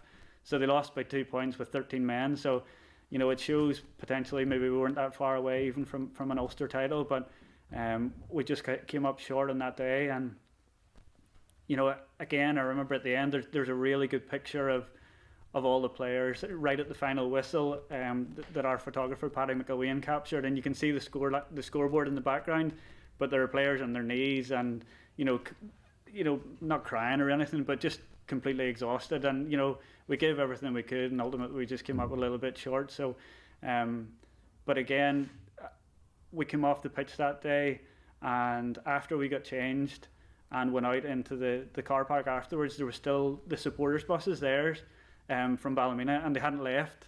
And you know, everybody stayed and clapped us, you know, as we were getting ready to leave afterwards. And you know, I remember I went on to a couple of the supporters buses with other guys who were there, and just thanked them for their support. And you know, I could still see how proud they were of us, of everything we had done. And I don't think you can underestimate how big an impact something like a little bit of success like that can have. And you know, there are so many great memories from that time. But I was just thinking recently about one of the guys who's a long-serving member of the club who everybody would know.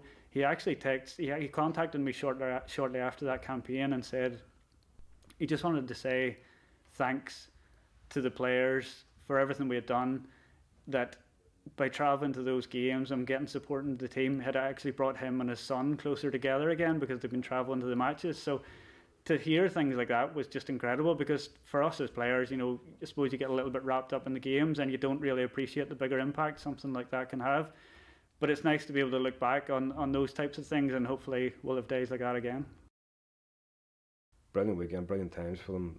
I think my son, he's due the oldest boy, he'd still say, you know, best weekend of his life ever. And you're going, out of all the things you've done since, the places you've gone, the things have been done, and no, it's still the best, he says, because just the camaraderie they had, the people they met, you know, just everything wrapped into one. Well, still this day, one of the most special days of my life, one that I'll cherish for a long, long time. Oh, and you seem to get the cup there. Were you the captain? I wasn't the captain, but I was the best player, so that's why I'm up on that board. Shave was sitting on our freeze. Maybe hit 7-11. He maybe hit a brave win of that as well. So he did a lot of the scoring for us. In fairness to him, did a lot of the. We knew if we're getting a free, he's hitting it over. So definitely was big scoring back then from him. There was points in games where he was just. I mean, there was free, massive pressure in games. He took 3 frees in the final, and the frees were like between 30 and 40 yards out each time, at bad angles. Saw them over, no bother, calmest man on the pitch, and you're thinking, those moments, you're massively proud. He scored 2-4 and one in the quarter final or whatever. He just had a great tournament. They all did, but scoring wise, he had a great tournament. And yeah, it's extra special. Like, if you're a coach and you take those kids through, it's brilliant. But having your own kid involved in it, I would still come up brave enough. The one highlight in the games that stuck out to me was the quarter final against the Galway champions. And I remember a ball coming in from midfield in the Matthew Core. He'd always playing Ulster rugby, so he had. And I remember his marker was actually fouling him, and he was playing corner back at the time. The ball came in, and he just stuck his head on it. And I'll never forget the ball coming in. Anyone else would have just went down and called for a free, but I just remember him sticking. Probably came from his rugby background, and just stuck his head on it about 25 yards down the field. And I think that, for me, that was one of the things that stuck out for me. Is just him. It's just more showed what we were about the whole weekend. The passion, just like we weren't getting beat. To be honest, no matter who you stuck in front of us. There's a lot. The one that sticks out to me, I always remember.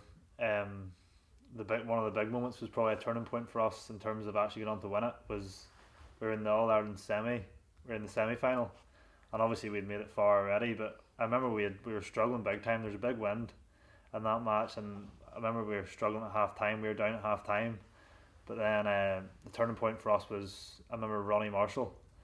He got a goal. He maybe 20 yards out, and he just caught it, and it was nearly like a soccer volley into the top right. And well, that's still one of the best goals I've seen. But just the how good the goal was and how much it meant at the time. After that, we knew. Well, there was maybe 15 minutes left, but we knew after that we were winning the game. I played football, soccer with Ronnie since I was 4 or 5 with Carnini, and still do to this day. And obviously Ronnie's not a normal name from here in the Gaelic club, but Ronnie being one of our best players back then, probably could still be now if he won it. But just knowing that maybe from Ronnie's community, and he still would hear it to this day, you know, he'd say it's one of the best things he ever done was come to this club. Like, just the sense of community, everything that he got from it, he just doesn't regret any of it, you know. And don't know what other people might think of it from the other sides of communities, but yeah, he just shows what it means, you know, what the club does for people. And I remember actually my granny, who came up from down south, my mum and all there too, but saying that, I don't know how much of the match they actually watched. My granny, I think she was down the other side, face turned away, didn't probably watch a minute of it, more in prayer and then. But for me, that was special, having even the ones down south, the first time they ever actually seen me play Gaelic was an All-Ireland final, so it wasn't too bad at that. I remember the whistle blew and that was it, we were champions, and you're like, you're just looking, you don't even really run, you're just looking around, and then you're seeing like parents. It's just parents a complete crying blur. People just crying all Yeah. around you. People who've been in the club since it started. It was just everyone around you. You just stood in a complete buzz, and then before you knew it, you were over at the trophy, and it just all happened so quick, didn't it? But it was amazing. Like, it's one of the best weekends of my life. Like, it was so surreal. The 14 Fila team, the under 14 Fila. I've been in Mayo, and wonderful, you know, they put my hands up when the whistle blew, you know, and we had won, Ballymena had won an All-Ireland. By the way, it wasn't the first All-Ireland we won. On 79, we won Scornog Ballad Group. The one thing, the memory that sticks out for me, he says he remembers the final whistle. That was all a bit of a blur, because you were, you know, the referee had indicated it was going longer and you're still trying to manage things and whatever. The time that that I took notice of it more than anything else for people enjoying themselves was when they gave the trophy to us at the top of the training centre. You're looking down on the car park. It looked really glamorous from below, but it was a pile of pallets stuck on top of each other, and you had to climb up. And Ryan McGuire had to climb up, and he lifted the trophy. And that's when you look down, you actually seen the numbers that were actually there in the car park and how much it meant to them. And there's a photograph taken. Hector Cassidy took a photograph from there. It's only when you actually look at that photograph that you see what it meant to so many others, whether it's parents and people involved in the club for so long. And absolutely fantastic. And now, you know, able to look back on it 6 or 7 years later, and still when you mention it, you feel the hair stand up in the back of my neck. I think that tells the tale. I don't think people who are not involved in sport can actually understand what you get from something like that. We got two things from it. We got the immediate, we're All Ireland champions. This is fantastic. What an achievement. But we also got, I suppose, as you have said, we got the affirmation that what we've been doing is right and what we've been doing is actually a positive thing. Not getting into all the details of the weekend, but it was our first experience of it. I was lucky enough, I had just took over as youth chairman at the time. Nice time to take over. And I was lucky enough that I had a child involved playing on the team.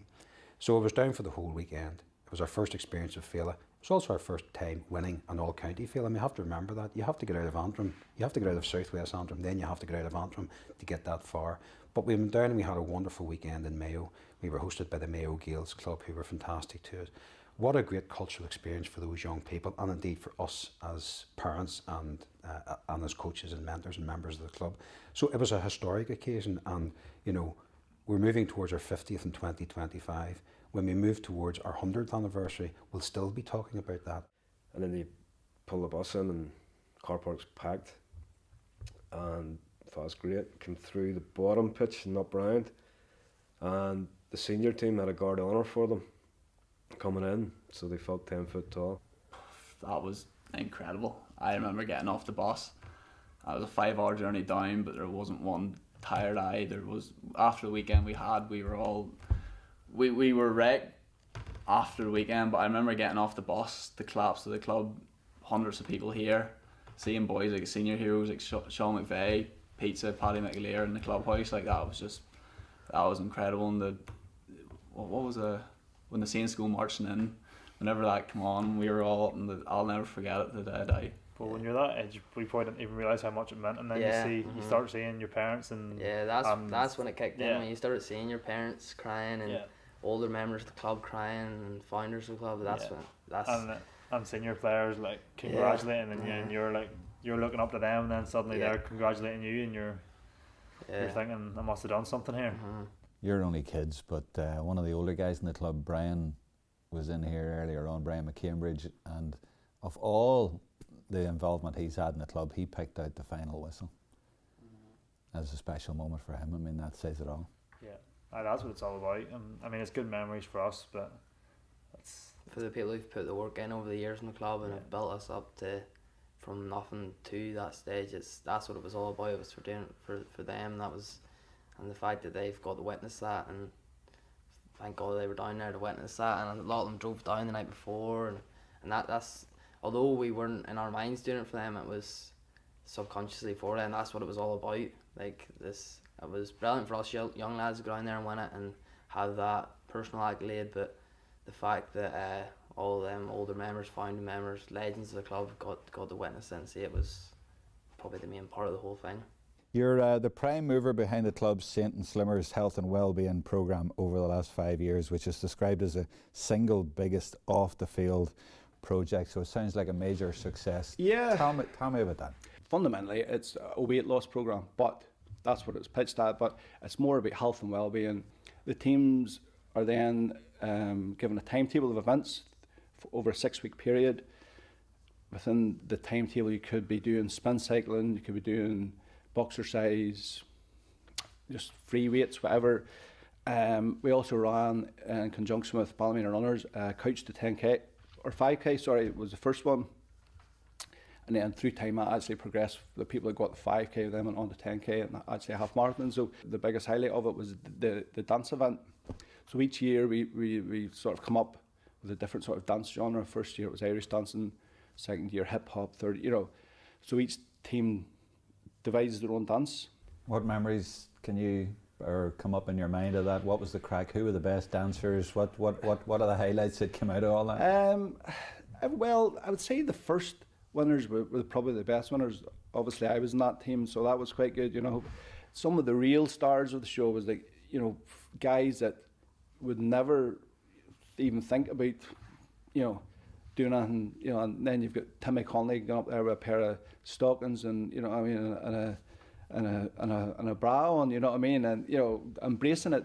Those are the winners, It's not about the professionalism of the dancing, it's about, the steps and the progress people have made, and you can really see the development and the amount of people that come up to me at times and go, and listen, I was a real dark place before, I started this program, and my mother had died, or, and, I can't thank you enough of what you've brought to me, and, and you get that in the finale night, and that's the spark that just, then me and Jim are talking about, right, what we're doing next year, and how is it, after 6 weeks of saying, I'm never doing this again, because it takes up so much of your time, and but it's when you get those sort of anecdotes and that really makes it worthwhile in the end.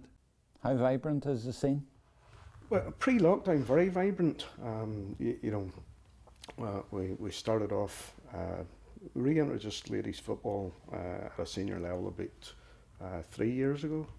A couple of managerial changes. It's very vibrant. There's Cormac McGravy, who's our lead coach with Girls Gaelic, is very, very good.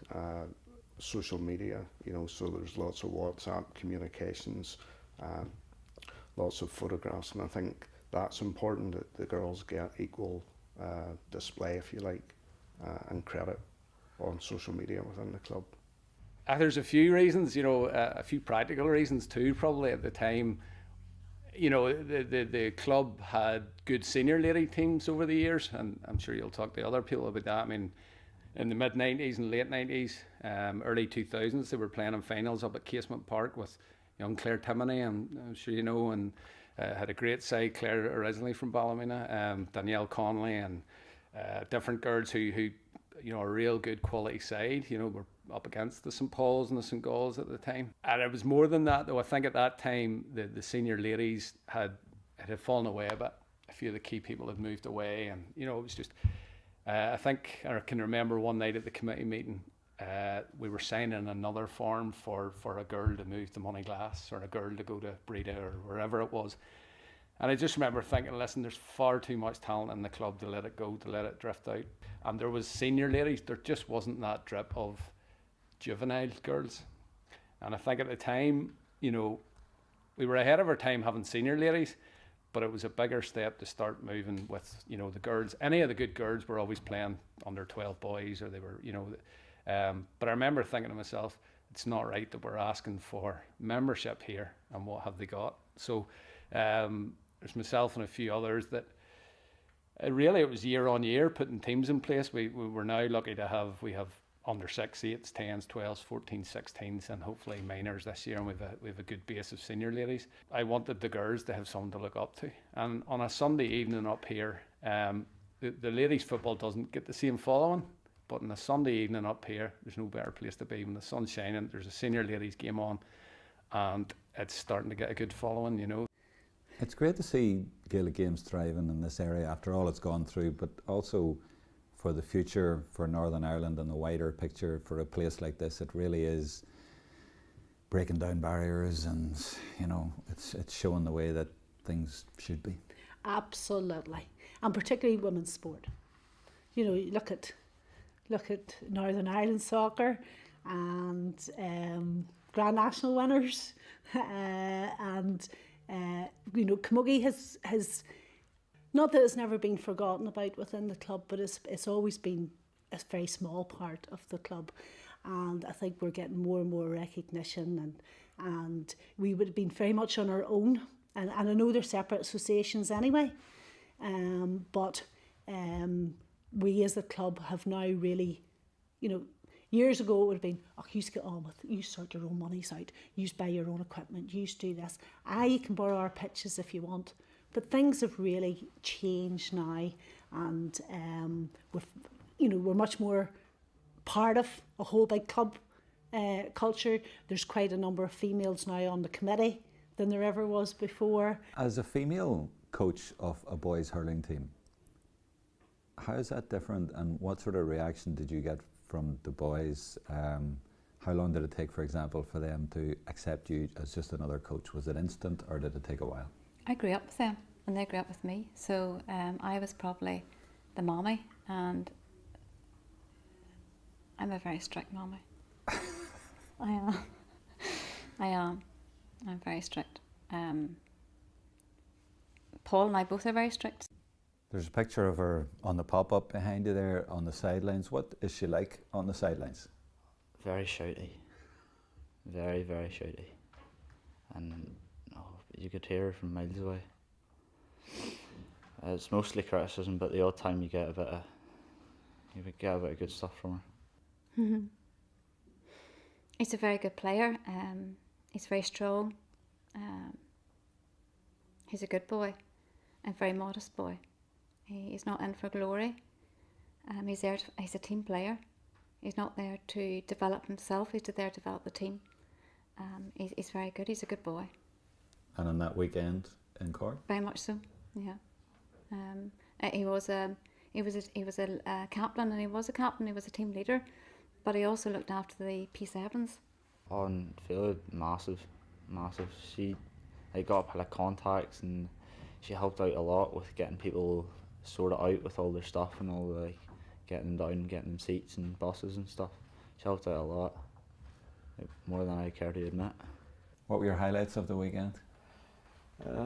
Probably staying with the families was pretty good, and then obviously the games, the quarter final that we won, it was good. Scored the winning goal, so that was a good highlight. Tell me about that. What was that like? Oh, it's just a bit. I can't even remember most of it in the moment. It was quite just fast, and I hit it and seen it in the net, and everyone started cheering. Phenomenal, I'd say. It was just great. It was just enjoyable, being able to spend the time with teammates and friends, and then the crowd coming up from Antrim to watch us in Cork was amazing. I think it's an achievement from Ballymena, maybe not a predominantly hurling club, to have got to where we did was a good achievement. When as a mother, I was very proud. God, I was very proud, yeah. Loved it. Kev, my son, was captain along with Aidan, and yeah, very, very proud. Very proud to be part of Ballymena. And as a coach, especially for the hurling. I love the hurling, so it was very good for the hurlers to be there, and for us to be able to take them to that level. So I started up juvenile level. I was first introduced to hurling by Father Sean Connolly, who had set up in Ballymena. I think by the story goes, he arrived at the house with a hurling stick for my wee brother to sort of get the feed out there about the hurling starting up. So we trained behind St Patrick's School. Probably my life, really. I just loved hurling. From when I first got a hurling stick, would have been primary school.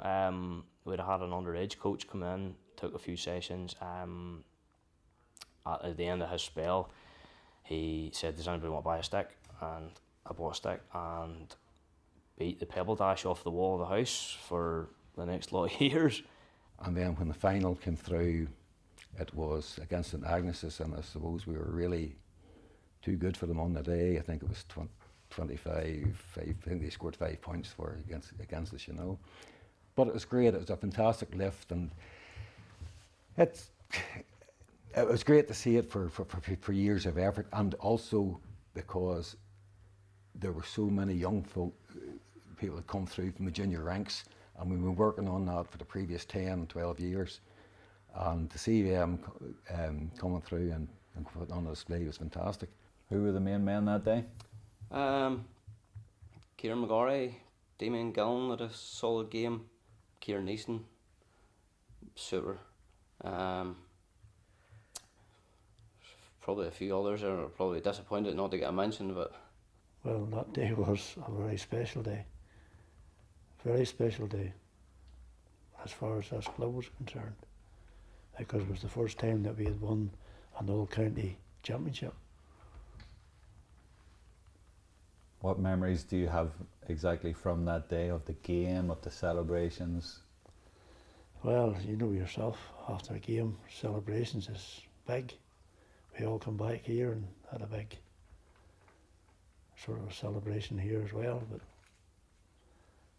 it was great to see, because I had two sons play hurling, and they've been playing since they were 10-year-old, and that was great to be involved. At least they got a medal in all their years of playing.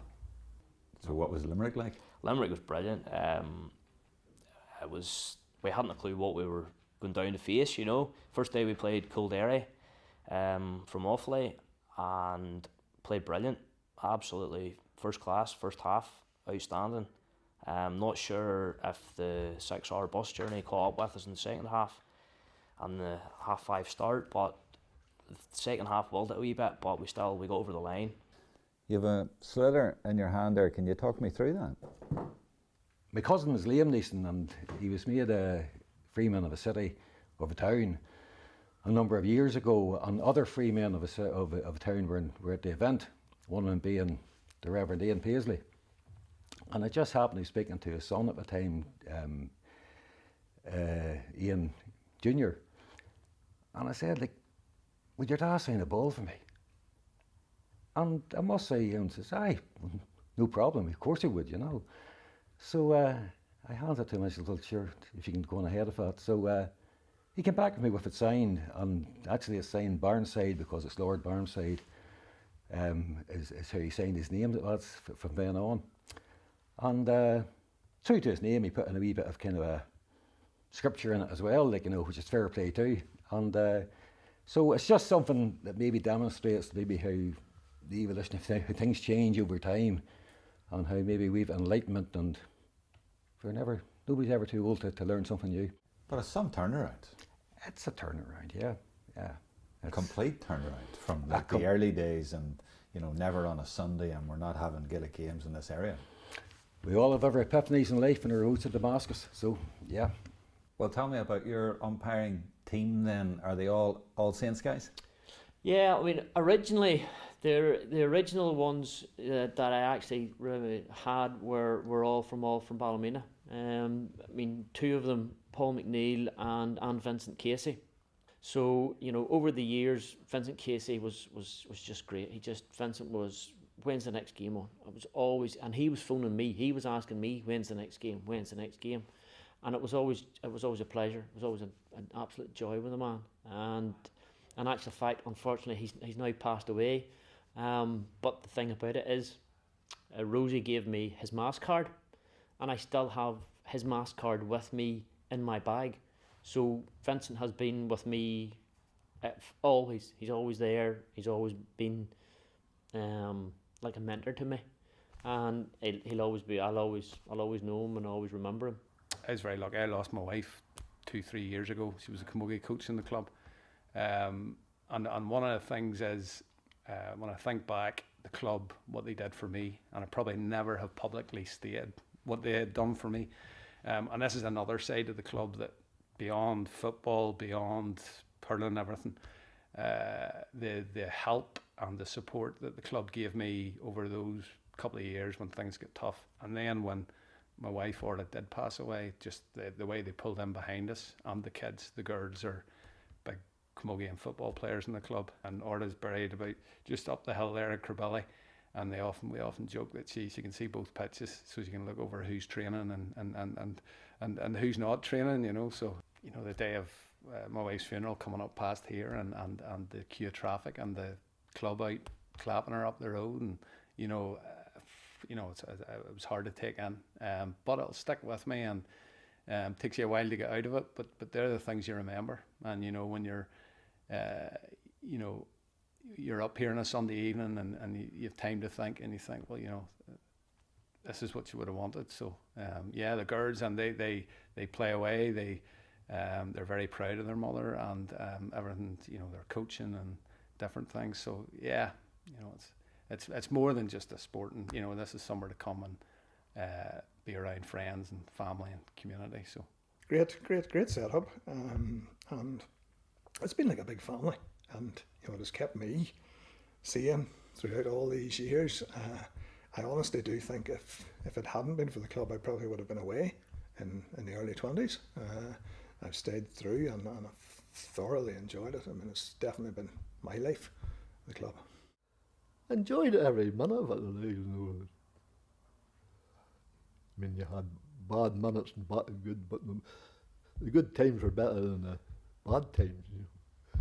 More good times than bad times. Our numbers, you know, in those early stages, I mean, you know, I can't remember exact numbers, but you know, probably would have been looking at maybe 100, 150 maybe. We're now up to well over 500 members.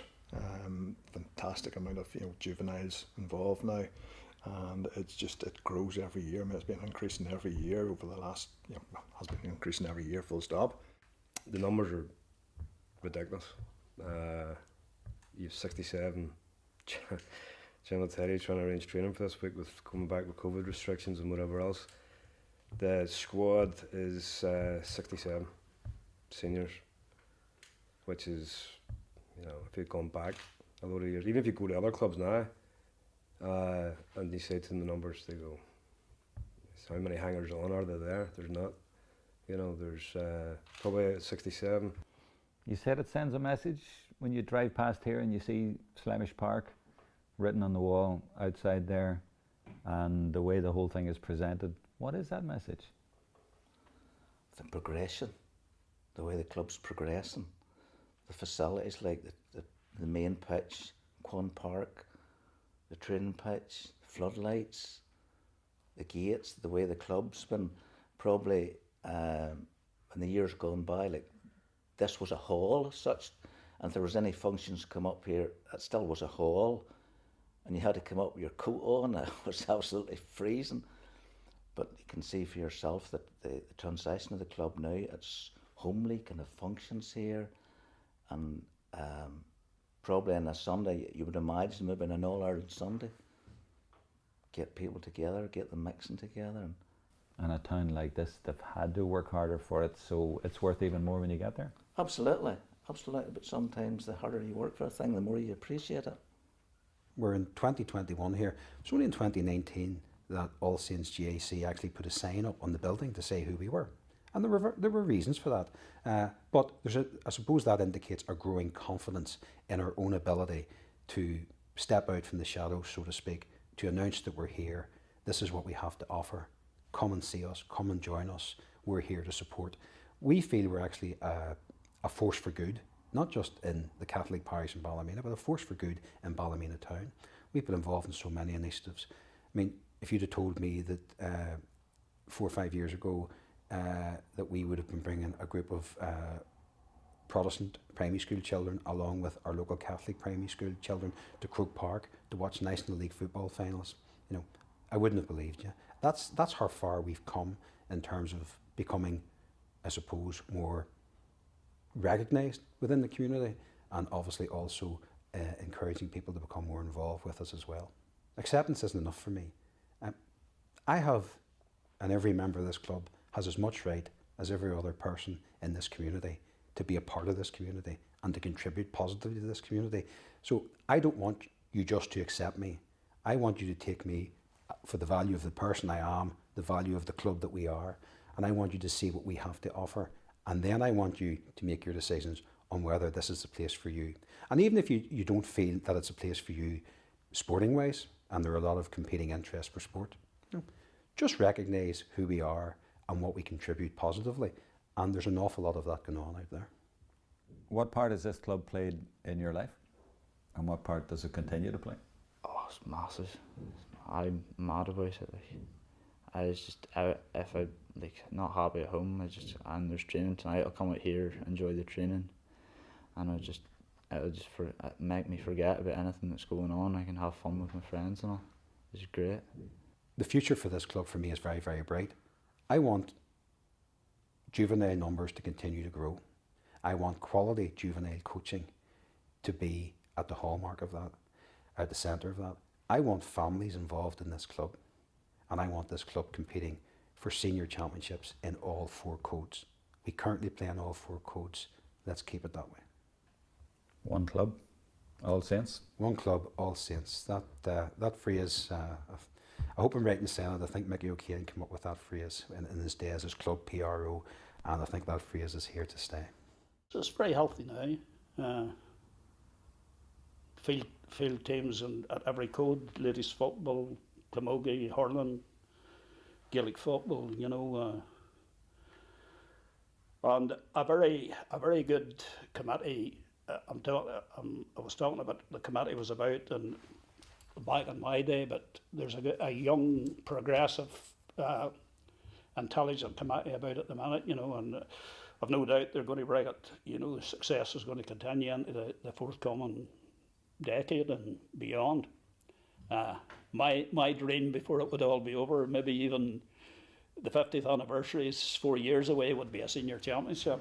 I don't know at the minute just whether we're at that stage or not, you know, but it would be wonderful to if I had one ambition left, you know, regarding the club, it would be lovely to win a senior championship, you know, and it's certainly not beyond us. You die a happy man. Die a happy man, aye. Very proud of the club and everything it stands for, and what it does for everybody in the community, you know, young and old. So, no, absolutely, very proud. So, what impressed me most of all, some of the lads that I coached in the football, they played a major part in the club, and they're still playing a major part in the club. So that's right, chairman, coaches, managers, committee members. So that really, I'm pleased with that. The last 20 years and 25 years, it's enormous what's happened here. What do you feel sitting here now in this fantastic clubhouse with 3 pitches around you, outside Ballymena? I feel really proud, I can assure you, I really do. So I must admit, I have had a roller coaster ride from 75 to now. Now, I had, as I said, in '94, building this pavilion, and on 2021, I had a hand in refurbishing. You know, and I'm very proud of that. You know, it means a great deal to me to see, you know, the enjoyment I have had and the pleasure I've had of being involved with teams. Since I've been here, like the work that's been done at the club's been fantastic. The facilities, pitches, the floodlights, even the gate, the presentation of the club. When you're driving up past the big sign and the gates and the pillars, fantastic presentation of the club. It actually says a message, like, and the club here, that's just the floodlights. You know, for a town club, there's a lot of really country clubs would love to have the setup what they have here. And sometimes the harder you work for a thing, the more you appreciate it. You know, there were umpteen times you could have walked away and said, the hell with it. You know, I didn't. Stuck with it. And it gradually got easier and easier and easier till as today, you know. It was always my attitude in life. If you start anything, you must finish it. And that was what kept me going. It's hard to describe how I feel. I can hardly believe it. That's just what it feels like, you know. When you see what we have today and some of the things we achieved. I wasn't very old, as I say. I was at that hurling matches in 1943. I was 11 years of age then. I knew that the GAA was something very special, something that every parish in Ireland was involved in. And I knew that from away that age, and that's why I grew up with strong feelings about the GAA and everything they do. And I still think the GAA is a marvellous organisation because it covers everybody in the parish. So that was why I done them things, and I was determined to get a club in Ballymena, and that was a driving point. As I say, that was my nature, and that was what I done.